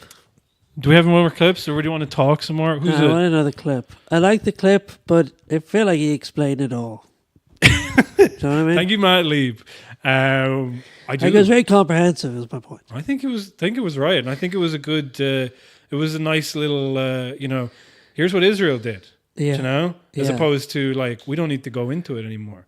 Yeah. He pretty much captured how fucked up and mad it is, and also managed to put in some of the stupid, silly shit that they keep doing. What I like as well is that, sometimes people are like, do they not know? Or like, why are they lying? Yeah. Whereas he's just like, it's propaganda. You know what I mean? Yeah. It's like when Israel says something insane, Yeah. they know, but it's just useful to say it. Yeah. Like, it's not really hypocritical. It's just... Yeah. Well, that's what the Hasbro, like the main thing is like, if I remember correctly, I mean, he explained it, but I think that the definition is meant to be like, is literally like explain. And it's not even meant to be like, here's why we did and here's what happened. It's meant to just kind of like go, here's how I felt and here's why you shouldn't care. You know? Like, as opposed to justifying it. You're not justifying it. You're just, I thought when you said he did a show called Bad Hasbro, I thought it was going to be about like toys and TV shows. But I did. Really? Yeah, I thought Hasbro toys. Hasbro. I know it's Hasbro. Yeah. Bro, it's Hasbro. I thought it was his accent or something. No. Next clip. And also our last clip. What? Okay? Yeah. It's our last clip. Who is this? Who is it?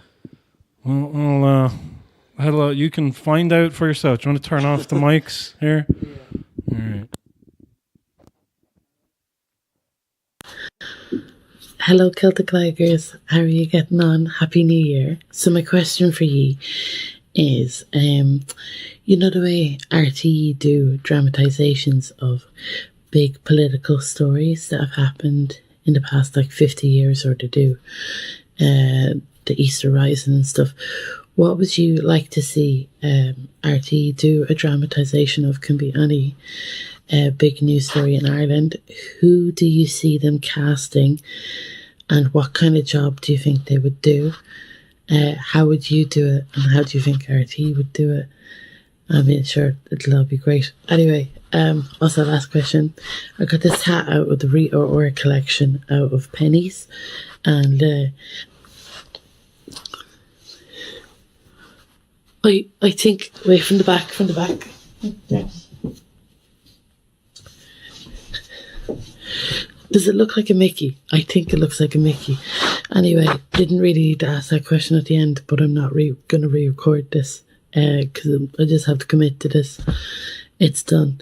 Anyway, love the podcast. Hope I don't wake up my dad. It's about 2 o'clock in the morning and I just remembered to do this. So anyway, best of luck. Bye. All right. That was great. I really shouldn't do that at the end of the clip. You should let the clip speak for itself. Instead, you're just going to... You just can't stand the moments of just like not knowing what to do. Just going like, yep, that was great, wasn't it? That was a great clip. It's really Alan Partridge. Well, actually, it's not Alan Partridge. It's Ryan Tubridy. Didn't talk about, that's another one. Ryan Tubridy. We should have talked about that. I'm going to write that down so we remember it in a sec. Yeah. Actually, that could answer the question, couldn't it? So the question was, RT do a bunch of dramatizations. Yeah. What's an event that you would do a dramatization of? I'd actually love to see a dramatization, particularly of RT one, of the bank bailouts. Oh, that would be great, wouldn't it? Like, it would just be so like these noblemen did what they had to do. Like, yeah. Like, to be a bit, you'd have Brian Lennon played by Stephen Ray. Oh man! And he'd be like signing the like 25 billion out to the banks, whatever the fuck, and he'd like cough into his handkerchief. There'd be like blood on the handkerchief. Which means he's dying. Yeah, I love like James did not see this clip until just there. That was the first time, and just straight away it's like pitch perfect casting. Something you would exactly work. Because then you said it, okay, and then immediately what I thought was like The Big Short, except about the bank bailout. Yeah, and then I was like, oh, that would be great because The Big Short would also be, because The Big Short is like, look at these guys who saw what was coming and fucked everybody over, and like you're just like the movie very clearly seems to think that what these guys did was really clever and smart, and any one of us would have done it if we'd known. And it's like, I think that what they did was like, I don't like that. Do you know that it's just like such a greedy, horrible impulse, and it's like to put it in a movie and sort of celebrate it is very like sickening to me. But I think for RT, they'd be like, it was brave what they did. But I think that's what the movie The Big Short was saying. So then when I was thinking about it with the bank bailout, I was like, oh, and that's what it would be like. And then you said it. And then I was like, yeah, that's exactly what it would be. They would have like Miriam O'Callaghan's production company, and it was just like the guys who have like, do you remember when we read that Matt Cooper article like from a few weeks ago? And one of the things he said was that Enda Kenny would be best remembered for like shepherding us through the bailout. And like they saved the economy. Like these people genuinely think like, exactly. They made the tough decisions. They did it. But if they hadn't done it, think of how much worse it could have been. Yeah. And then everybody else is like, I would love to know how much worse it could have been. But the thing is, they wouldn't even phrase it as like, think how much worse. They would be like, think how bad it could have been. Yeah, that's it. Like, it was fine. Yeah.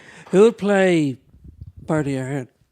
Also, there would be a scene, maybe it'd be like Micheál Martin, and they're like about to bail out the banks, and he leaves the room. And then it's like, he didn't know the banks were bailed out. That's why he said that. Do you remember he said the banks were never bailed out? Yeah. So they had him be out of the room while I was having. So he wasn't a liar, you know? Yeah. It's funny. Yeah, trying to think about the greatest hits of the bank bailout where like, like stuff like that. There would always be a bit where it's like, it would show the excesses of the Celtic Tiger. Yeah. And how it was like, the average chap ran away with themselves. Yeah. You know what I mean? So it's like, first of all, it wasn't the government's fault that any of this happened. It was the normal person. Because they bought cappuccinos and paninis, you know? and then Opel the bank Astras. bailout would happen, and then austerity would be like normal. Yeah. It's like proper. I was because when you said when you said Stephen Ray, my mind has just got too excited and I started thinking about everybody. So who would play Bertie Ahern? And then the one I thought about, although they're not like a big enough star, I would say, maybe you can correct me, but I was going to say, oh, actually no, I know who would play him now. But originally I was going to say Pat Short. Okay, and now I realize that the one who would play him is the lesser Gleason brother would play him 100%. Thingy. Not Donal, the other one. Brian. I fucking but hate he doesn't Brian. look like him. He played Eddie Kent. Oh no, but he does. He looks. He's like a kind of schlubby Dublin guy. So they'd dye up his hair and then he'd mug it up a bit for sure, and he'd do the No, I think they'd have Aidan Gillen play him. Yeah, I know. I did think about Aidan Gillen. Everybody. Because they have like Charlie Haughey and but then when I was thinking, I was like, who would play David McWilliams? And then I was like, I couldn't stop thinking. I was like, who the fuck would play? Robert Sheehan comes to mind. Who else? Who would play Dennis Hobbs? Eddie Hobbs. He's gone. I get ads for him on Twitter now, and he's gone pure mental. But who would play him? My dad, because he kind of looks like Eddie Hobbs. Sorry, by the way, David McWilliams would be played by Donald Gleason. That would be. Come on, think about that. Donald Gleason. Yeah. Eddie Hobbs would be played by fucking Tom Von Lawler. You know, the guy who played Nidge in Love Hate. Yeah. And he, who else? He was also in the Haughey biopic, actually. It was just Fianna Fáil and Government, wasn't it? Yeah, it was. Oh no, with the Greens. No, that was later. That was in 2011. Oh, God, I don't know. Who played shit. Brian Cowan? Yeah, I was going to say. Who's the fattest, stupidest? Marty Morrissey with actor. Extensive makeup. Yeah, they'd run over Marty Morrissey's face with a truck, and then they'd be like, "You can play," and you have to gain £10,000. Yeah, Marty Morrissey after he's been stung by a bunch of bees. Yeah, or they just resurrect the body of the pint man. You know that shot? Just wheel out the corpse into the room. Have him. Yeah, they he's been underground. He's bloated. He's got all this he's great. He doesn't need makeup. Just put him out there straight away. You know, just paper mache face onto his skeleton. Who would play? That'd be the great scene where I know it happened later, but Cowan going on the radio drunk. Do you remember that? Yeah, I remember that because he did it in Galway during the Volvo Ocean Race. And I was at the Volvo Ocean Race because Volvo Ocean Race in Galway was like that bit in The Simpsons where it's like Gabbo, you know, and everyone's like, what the fuck is? Because they kept announcing it's like the Volvo Ocean Race is coming. Can you believe it? And people were like, what? And nobody knew what the hell it meant. And then eventually a few tents got put up and they were selling beers for €10, and everybody went. It was mobbed. Really? There was just thousands of people there. It was insane. I just remember being wedged with, and I didn't have any money and I didn't drink. So I was there and I was just like, what the fuck is the point of this? This is awful. But the reason I bring it up is because Hector was introducing it. The Coronas played it, obviously. Yeah. So Hector went up, look, oh, it's Misha Hector, welcome to the Volvo Ocean Race. Blah, blah, blah. And then everyone was cheering, okay? And then he goes, now, welcome to the stage, Brian Cowan. And Brian Cowan went up. And I swear, like I said, thousands of people there. Nobody applauded. Yeah. Nobody applauded. Nobody did anything. He went up there. He said maybe something for about 20, 30 seconds. And then he left the stage. Nobody applauded. And then Hector came on and went, hey, and started clapping and wasn't that great? Wasn't that great? And then they brought up the Lord Mayor of Galway at the time. And then everyone made an extra special point to be like, it doesn't matter what party he's in. He's not Brian Cowan. So we're going to show that we could have applauded. And we didn't. Who would play... again, it's a bit later, but you had the, those TDs who were in the Anti-Austerity Alliance and PVP and that. Mick Wallace and... Yeah. The crowd who turned up not wearing suits at all. Yeah, sorry. Yeah, wouldn't you have that one that they have about the Salisbury poisoning with David Tennant at the moment? No. they've got like an ITV drama, but like ultimately it's like a guy was poisoned and then died in a hospital bed. So, But when you they're said like, Salisbury, I was thinking of like, steak. I went Salisbury steak, and then I was like, they made a movie about the time Iceland made Salisbury steak out of horse meat. Yeah. I was like, my God. No, this David one. Tennant's in it. But you know the way you have like movies. Well, anyway, the point is that they are like, you know, these like. Sorry, Ronan said, I've tuned into the stream if I can just say hello. Okay. Hello, Ronan. Hello, Ronan. Thanks for the submission Blahin you here did. as well. Any other crack, Ronan? What does he say there? I don't have anything. It's not in the YouTube chat. You're not in the YouTube chat, Ronan. Where is he? He's... Or it's not. Sorry, I sort of interrupted the stream there because Ronan... Yeah, thanks for that, Ronan. We were having a great old... No, I'm just kidding, Ronan. I thought he was... That your contribution was also Ronan amazing. goes to bed early, so I wanted to make sure I got that in before. We got a message here from Blahin. Yeah, I saw that. You can read it. Yeah, and then before getting immediately suspended by YouTube. What? No, I'm just kidding. He didn't do it. It's just, look, I'm not. Do we read out the comments? Just read out one last one. All right. Which one? Blahins or Robs or both? I don't know. Both. Rob. Politics, as we know, no matter what the outcome of the next general election is, not much will change. Would you be up for an actual proper coup d'etat? And if so, who do you want heading it up? Us, obviously. Yes, and us. What was the question? Are we? Is this really happening? Is it? I wasn't listening. I just wanted to go back the Volvo Ocean Race. I was having fun. Oh no, what was it? You were talking about Mick Wallace. I was saying that, like, you know this. Let me just do this real quick, okay? Yeah. Just to finish this, because otherwise it'll be bugging me. Sorry, Rob. You should have sent in a video if you wanted your question asked. Well, I answered it already. It doesn't matter.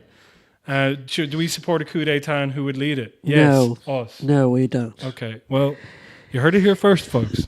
Just say that every time. I don't know what to say. Yeah. So then, no, but I was thinking, like, there's not really much. I mean, maybe there is drama, but like all the stuff that I've seen with it is just David Tennant slowly dying in a bed of poisoning, do you know? Okay. And then they're like, what's the implication of this? What's going to happen? And I was like, well, I followed that and I know that nothing happened. So like, you know, like some guy just got poisoned and then he died. But Yeah. because the mood at the moment is Russia bad, so let's make a show about this thing where Russia were bad Yeah. and sinister and weird and creepy, okay? So I was saying they'd make a show about Mick Wallace, but like that. But for like something where it's like, you know, oh yeah, exactly. He went into the fucking EU Parliament wearing a stupid string vest, and then it was like, well, what was the outcome? Like, what? Yeah. The norms were disturbed, and he's in Putin's pocket, and all this, and you're just like, but there's no story. There's nothing. It's just literally like we made a mini series about a guy being a weirdo because we hate him, and that would be the show. Yeah. Although there would be some good stuff in it. You could make like a Tonya Harding type movie of him as well, where like all of his many failed businesses. Wasn't it that like, surprisingly enough, he was the one that they introduced like some sort of legislation that waives culpability for... Like there's something where it's like, if you have a bunch of debts and you go into government, they could be used as leverage against you. So they have something which basically like wipes the slate clean so that you... don't have to be. No way. Something like that. Like I completely wrong about it. I could be completely wrong about it. But ultimately, that's the spirit of this piece of legislation. Deadly. And you think like, oh, that was introduced for somebody in Fianna Fáil or something. Or Yeah. Fine Gael. And it was like, no, Mick Wallace. It was like bizarre. You know, Yeah. just his many dodgy dealings. And I'm not really somebody who goes like, throw on a shirt. But I'm definitely like, throwing a shirt over your fucking string vest, you disgusting slob. I've never been sort of scandalised by the whole thing. But then I liked it by the end of the... Well, because it's Europe, it's like, you know what, fuck it. They're No, he like, turned up the doll wearing that. yeah, I know, but also the fact that he's doing it in Europe, and I'm just like, you're like our Haley Rays, you know? I liked it when he was doing it in the doll. Mm. It was just like, it was rock and roll. It was punk rock. So Blahin said, thought I was staying in alone, but between the huge crowd outside my apartment and the live Celtic Ligers New Year's Eve episode, I can't get a moment's peace. Lol, JK, Happy New Year, boys. Happy and she New fell Year. asleep at the end there. Saying, Yeah. Thanks, Zainab. She's like, ha ha ha. I was like, okay, I'll take it. But yeah, I was going to say that the thing that they should make a TV show about, but won't, is the Ryan Tubridy thing. Who would play Ryan Tubridy? David McWilliams. No. Who would play him? Ed Byrne. Okay. I mean, Ed Byrne. Probably Donald Gleason. I mean, if we're trying to think about like prestige TV of just like kind of lanky actors who kind of do that awkward shit and are Irish. We didn't think about Paul Mescal for any of these roles, incidentally. Yeah, Paul Mescal. Who would he play in the bank bailout one? Yeah, he'd play a young.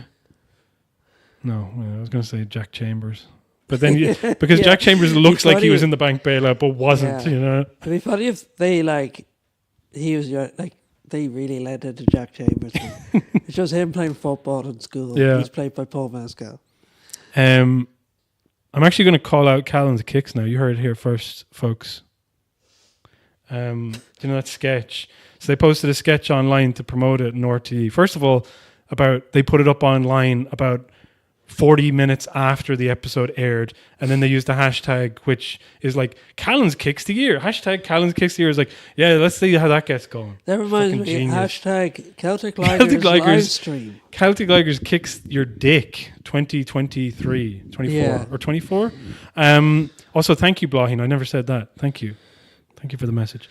But anyway, they're like, we're going to do the Ryan Tubridy thing, so we're going to, but they do a thing where they go, and now I'm playing an they break the fourth wall to be like, I'm playing an imaginary RT executive because we don't want to bite the hand that feeds. Yeah. And I was like, oh, great. And then they cut away to... Yeah, that's good, actually. It's pretty funny.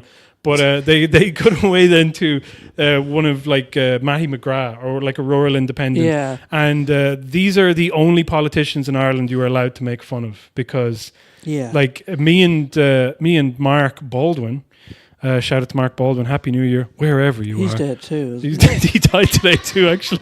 But we made Ends Meet, an animated TV series, and we had an episode in it with a corrupt politician that was basically like an Irish sitcom version of Mayor Quimby. Okay, he just had all the attributes of a generic right-wing politician. Well, Mayor Quimby is supposed to be one of the Kennedys. Yeah, well, that's true. They're far from generic. But like, do you know what I mean? Like, he's small town corruption. He's like stealing from the piggy bank, and all that type of stuff. It's supposed to be a Kennedy. Yeah. Well, anyway, the point is, we wrote I didn't write it. Mark wrote this episode with this character, and then they it was the one episode that they made him not do because they were like, oh no, there's some politician in Dublin might see that and think that that's them, and then we'd be in trouble. Whereas if what they do is they have RTE gross mismanagement of public funds, and then they're like, here's what we're going to do to make fun of that and skewer that. We're going to have Matty McGrath just sound like a fucking yokel that nobody can understand. And it's like, first of all, you missed the target entirely, and secondly, the idea, I just really hate that like they're the only ones you can make fun of because it's like, oh, look at them, don't they talk and talk funny, and don't they are stupid and thick, and it's like it serves them that you do this, and then also like their politics are identical to Fianna Fáil, Fine Gael, any of these people that are propping up this horrible thing. And then I just found that I haven't watched the rest of it.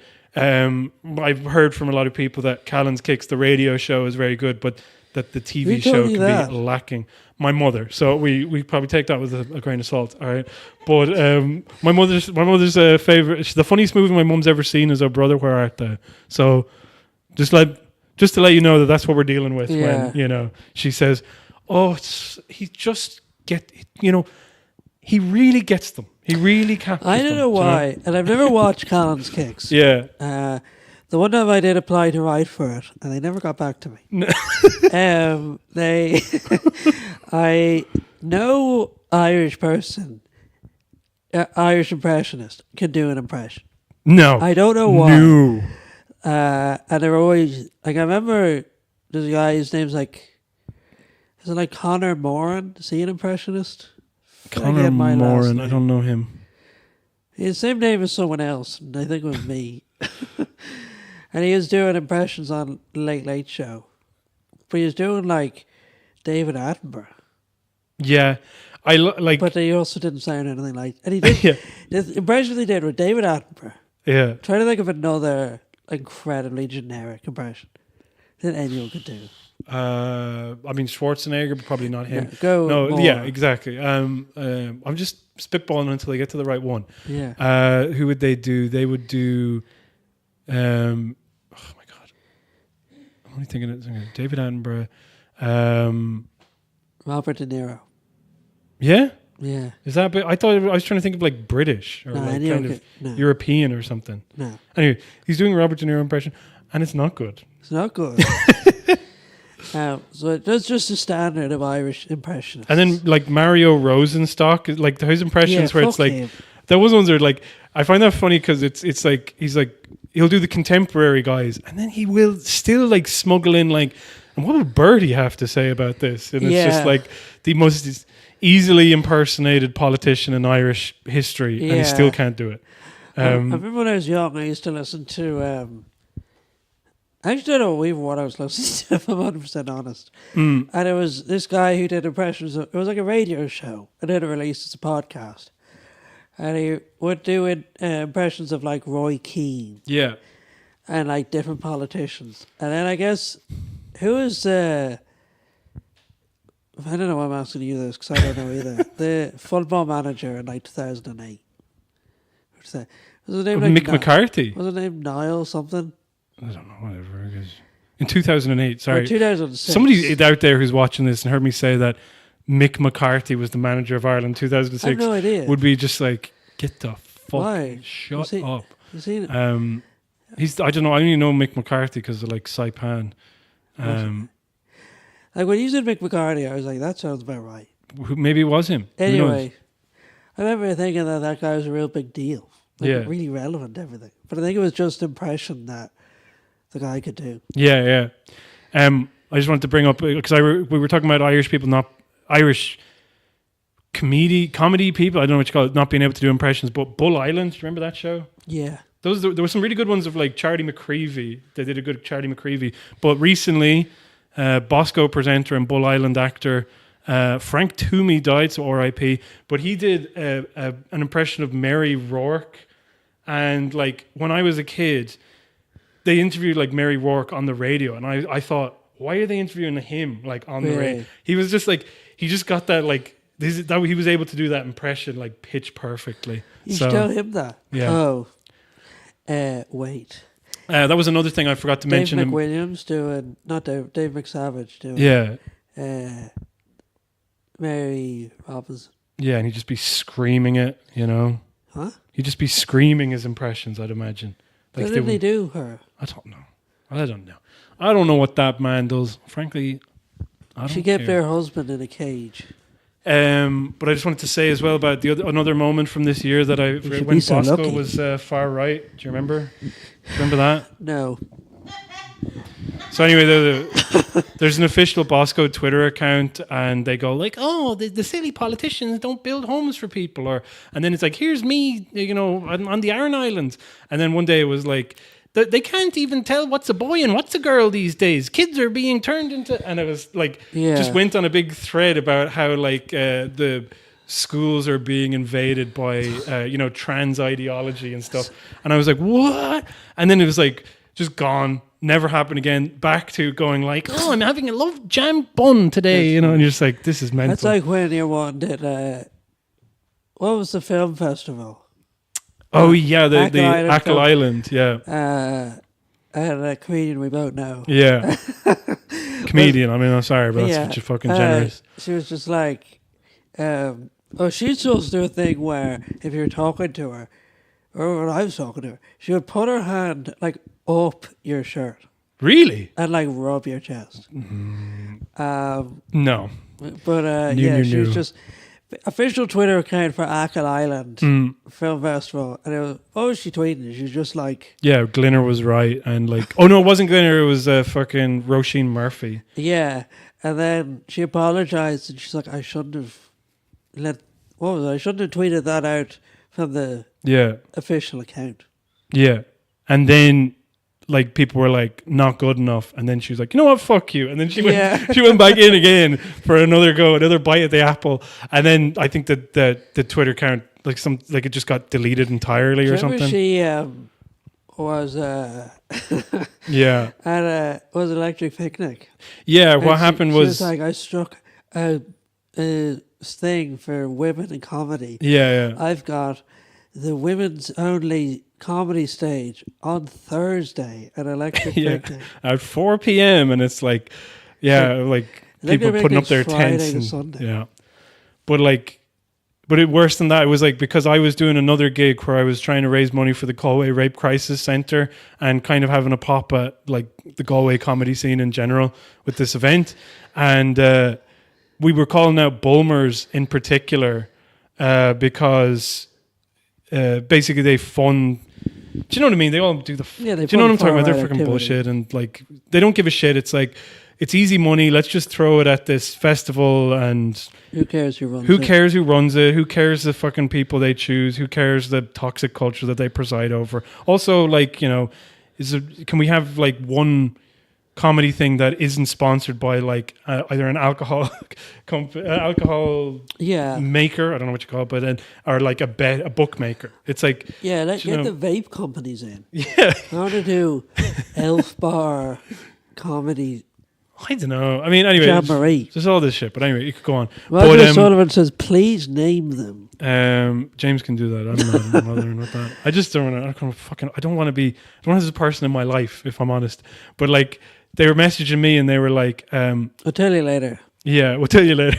But like, they messaged me when I put on that event and like, oh, could you like take it easy on Bulmers, because they're actually like, I'm talking to them and they're gonna help me set up this amazing event that's on at 4 p.m. for like 3 people who are not high or drunk yet. You know? Like, who are just impatiently waiting. No, they're not even people who are attending the festival, just people wearing yellow bibs who are like, can you go in and make sure this place looks a little more full than it is right now? Yeah. I had to do it. I had to do it myself when I was volunteering at the festival. I don't want to be. The only reason I'm throwing as much shade at that event is because of the person who organized it and because of what they were saying to me. It's no reflection on the people who, you know, like went and performed at it and got paid. I don't blame anyone who performed at it. You take what gig. I once did a gig and it was at a rave, a weird like psychedelic rave in the middle of a field in like near like Nina or something. Yeah. And it was like, there'd be like a 40-minute like trance set, comedian, 40-minute techno set, comedian.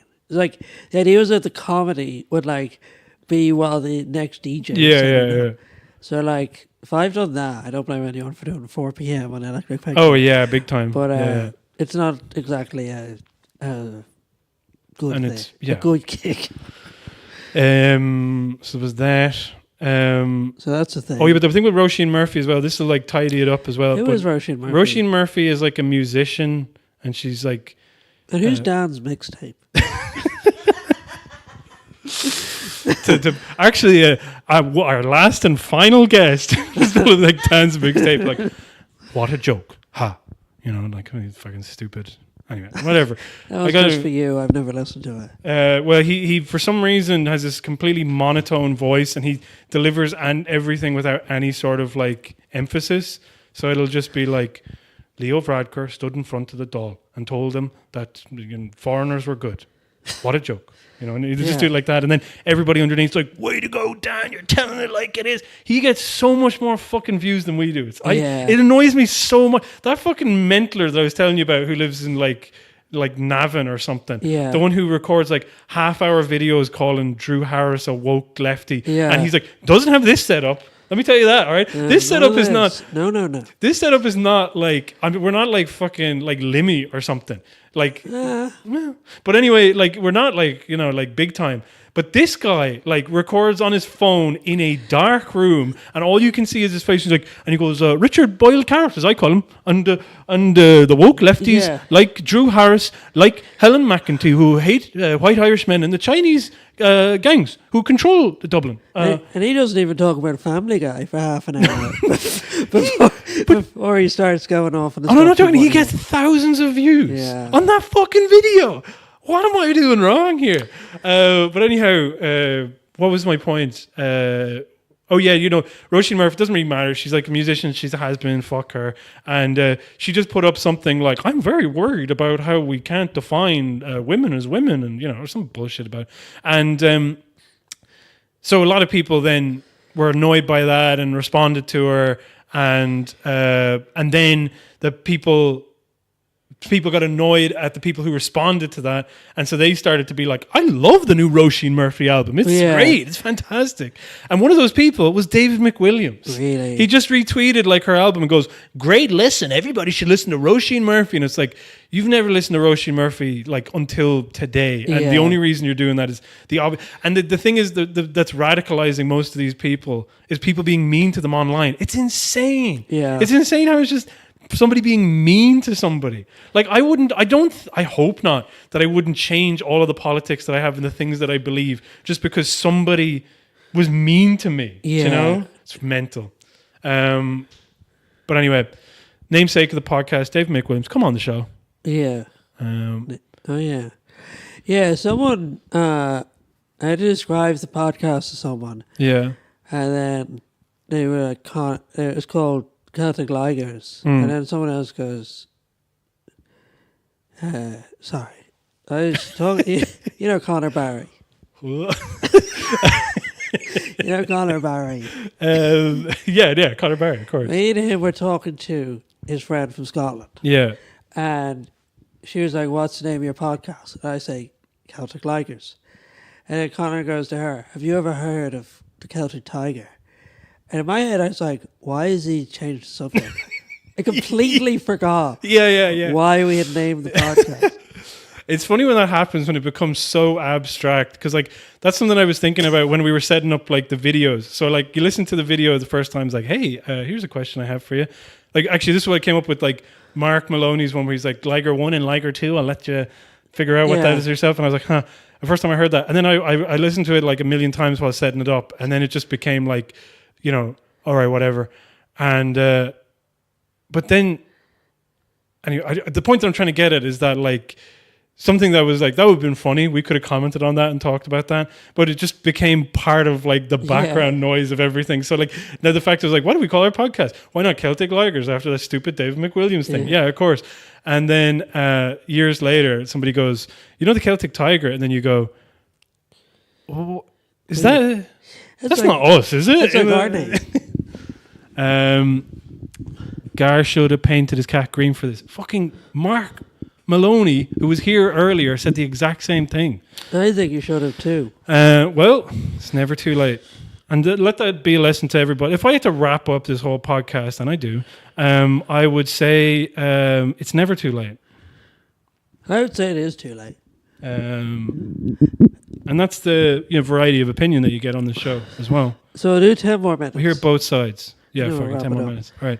Do we have anything else? Do I have anything else to say? Let me look up, because I actually did make a list of other weird shit that had happened. Are we going to do a normal episode this week? Is this not normal enough for you people? You content hungry. While I'm down here. We could do that. Yeah, that would be great. R.I.P. Sinead O'Connor. I put down here. This is yeah, we lost 3, and it really solidified, like, Sinead O'Connor. Yeah. Shane McGowan. And who's the other one? He's in Aslan. Oh yeah, Christy Dignam. Yeah, I forgot. Fella came into work and he was just giving out about Christy Dignam. He was like, I let him, when he was starting out, I let him support my band. Yeah. It's sort of implying that his band were better than Aslan because they supported him. It's like, they Aslan were just newer. Yeah. But Irish people really do just love someone who has a lot of talent, but never quite managed to fully use it. Do you know what I mean? Yeah. That's the thing that binds those three people. Yeah. Shane McGowan, like this sort of self-destructive behavior. Yeah. They love it. I love it. Yeah. No, I was just thinking about like Pornography. yeah, I was thinking, how did you know? It was a stupid observation. I immediately was like, I don't actually want to make this at all. No, I was just thinking, it was like, do you think that the crucial... Because it was like, oh, Irish people love people who are talented but then never made it anywhere because of their Irishness, because of their destructive drinking, and because of, their various traumas. I think it's just such a romantic figure. Like, what people loved about Christy Diagonal was they were like, Aslan, they could have been bigger than you two. Yeah. They could have been bigger than, but they couldn't because of this. Yeah. And same with... but also that's what made them good. So like that's the other thing, is they couldn't have been bigger, because if they had been bigger, then they wouldn't have been good. Do you know? No, I think people would say that they were good. They were better. Do you think Hosier has managed to escape that? Or Seamat as well is another one at the moment. I mean, it's early days, but... There's really like... Hosier, definitely. Yeah. Like, no one in Ireland talks... He's in the same realm nearly as Bono. Like, he's obviously not... He's not nearly as popular, but, like, he is... Yeah. Like, people don't talk about Hosier as being a great Irish person. No, I was saying that they do. They talk about him like... You know the way there's always this thing where like, oh, once people get big, then nobody likes them. But then Hosier's big, and then a lot of people still really like him in Ireland. Who likes Hosier? I don't know. People. Normal people. No not one me. listens to Hosier. I don't. No one does. Sound off in the chat if you listen to Hosier. Yeah, Rob, Hosier. I didn't even know her. Yeah. Yeah. Seema, she's not famous. I don't know. Well, I think she's on like... She's probably on Jules Holland tonight, sure.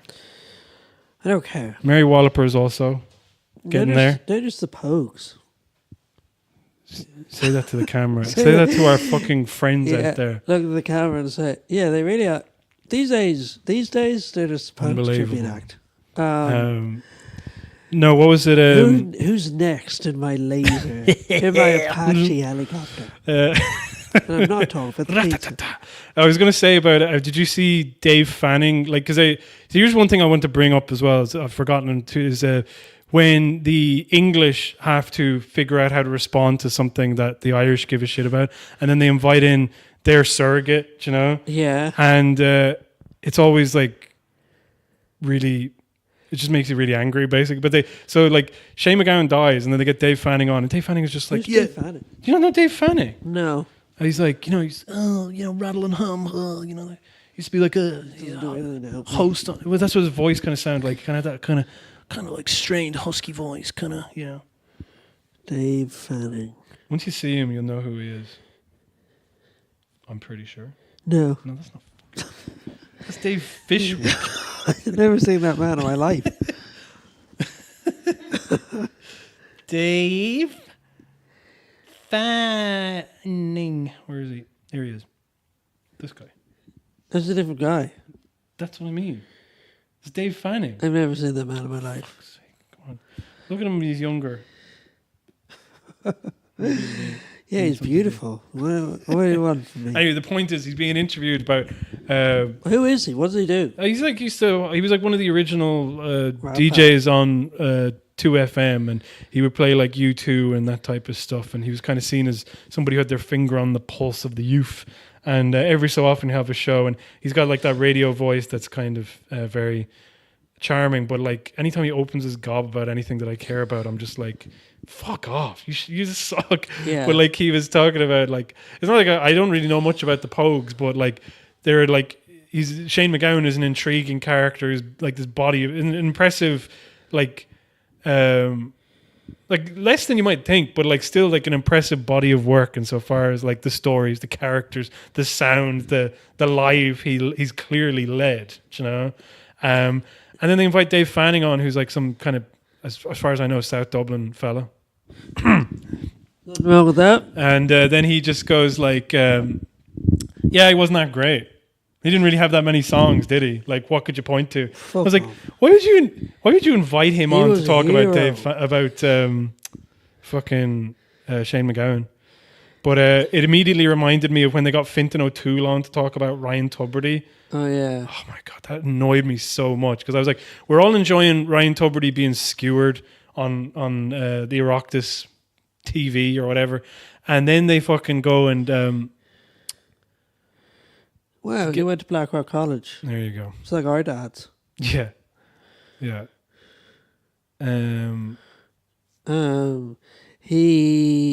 I like John Peel. He's probably my I love favorite. John Peel. Yeah, I love the bands that, like, one of the last bands that John Peel sort of platforms is a group called Hefner, and they're really good. They have a song called "The Day Thatcher Dies," Yeah. which is a banger. He did a grime set. Did And he? He invited them into the studio. Fuck man, that's pretty cool. And it was back when it was like, there's this new sound called grime. I don't really like the name. That's what people are calling it. And it was back when like the name hadn't really been decided on. Yeah, I mean, honestly, like, he died in like the early 2000s or something, Yeah. or the late 90s. So like, No, he to- didn't. It was been. Let's look when he died. What am I looking up? John Peel. John Fishwick.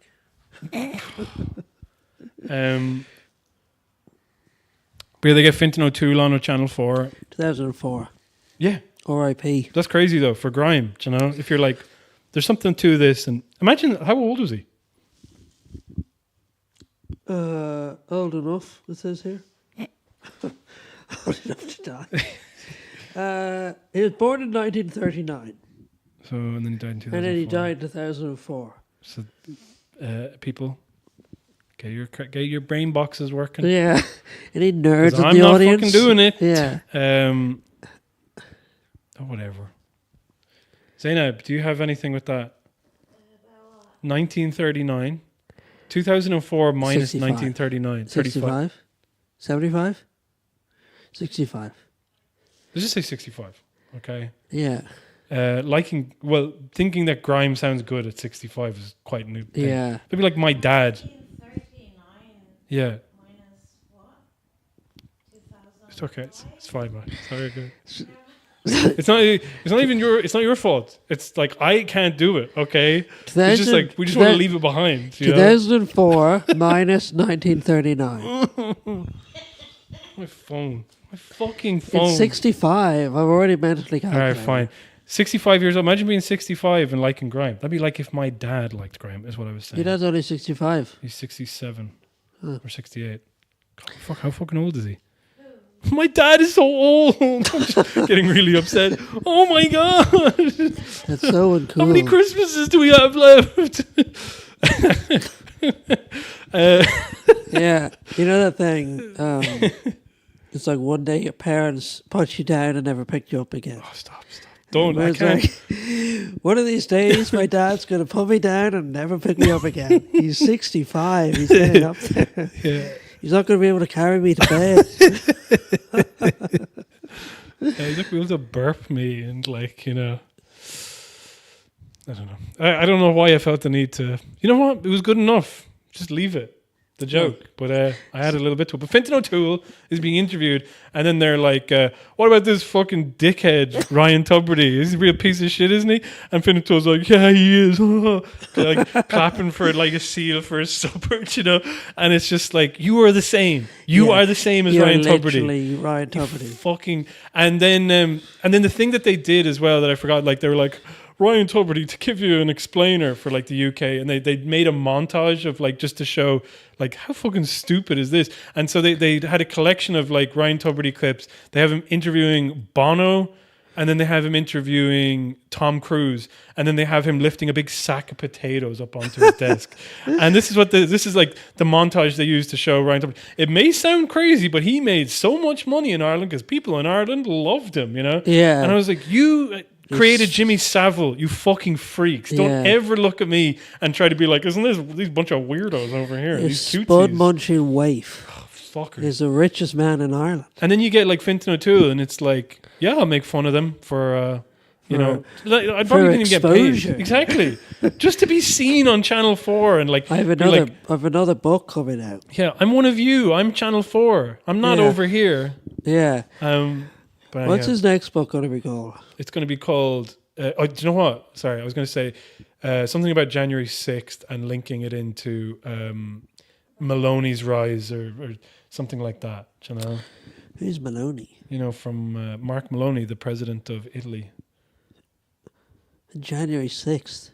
You know, January 6th, the insurrection. Yeah. No, I'm just like. Oh, sorry. What's like the big like?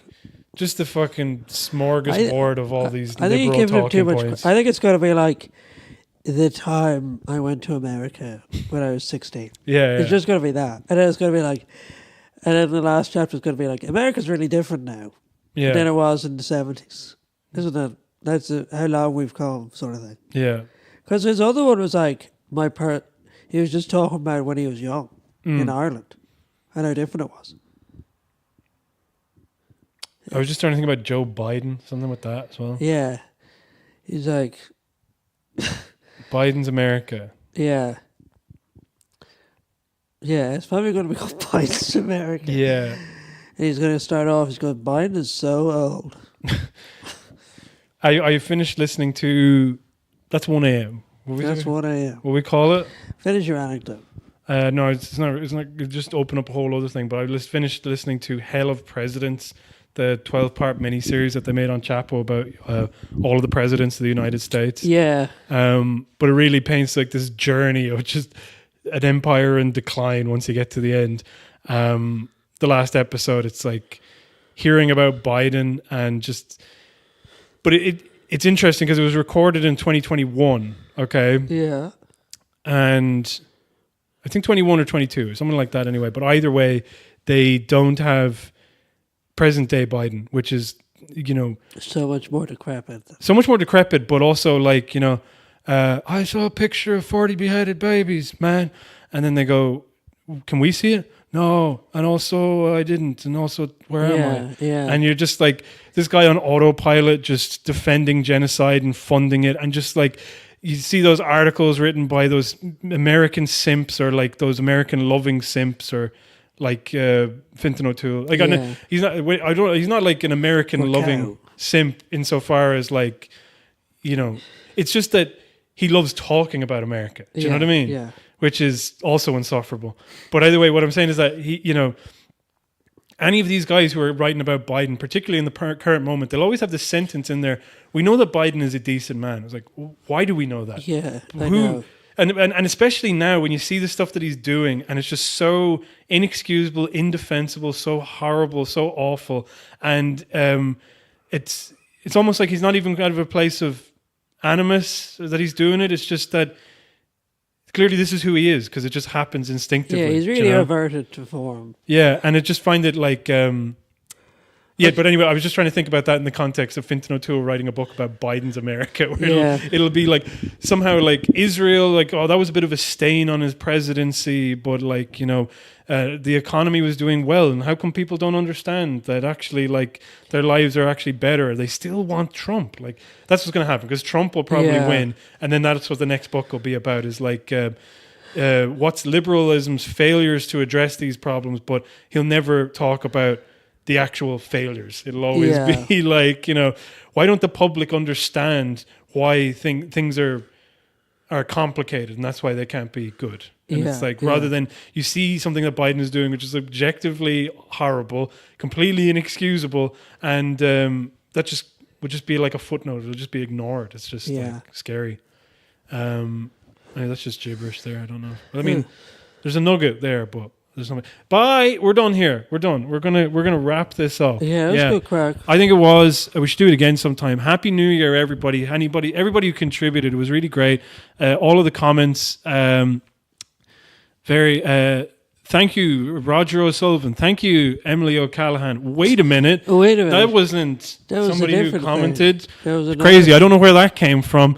And thank you, Rob Gale and Blaheen. And Mark Maloney, Matt Lieb, Sean Fitzgerald, and whoever the fuck else was in that car. Be Thank you nice. for a very beautiful Be nice. Say their name. Ronan, Say their names. Alison Spittle, Alex Day. Alex Day, and Iona Institute. Sorry, Say it. Iona. Sorry, Iona. Say Jack. And thank you, Paulie Doyle, for getting us going at the start. For getting the motor revving. Yeah. All right. That's it. Thanks so much. We're going to stop streaming now. Talk to you later.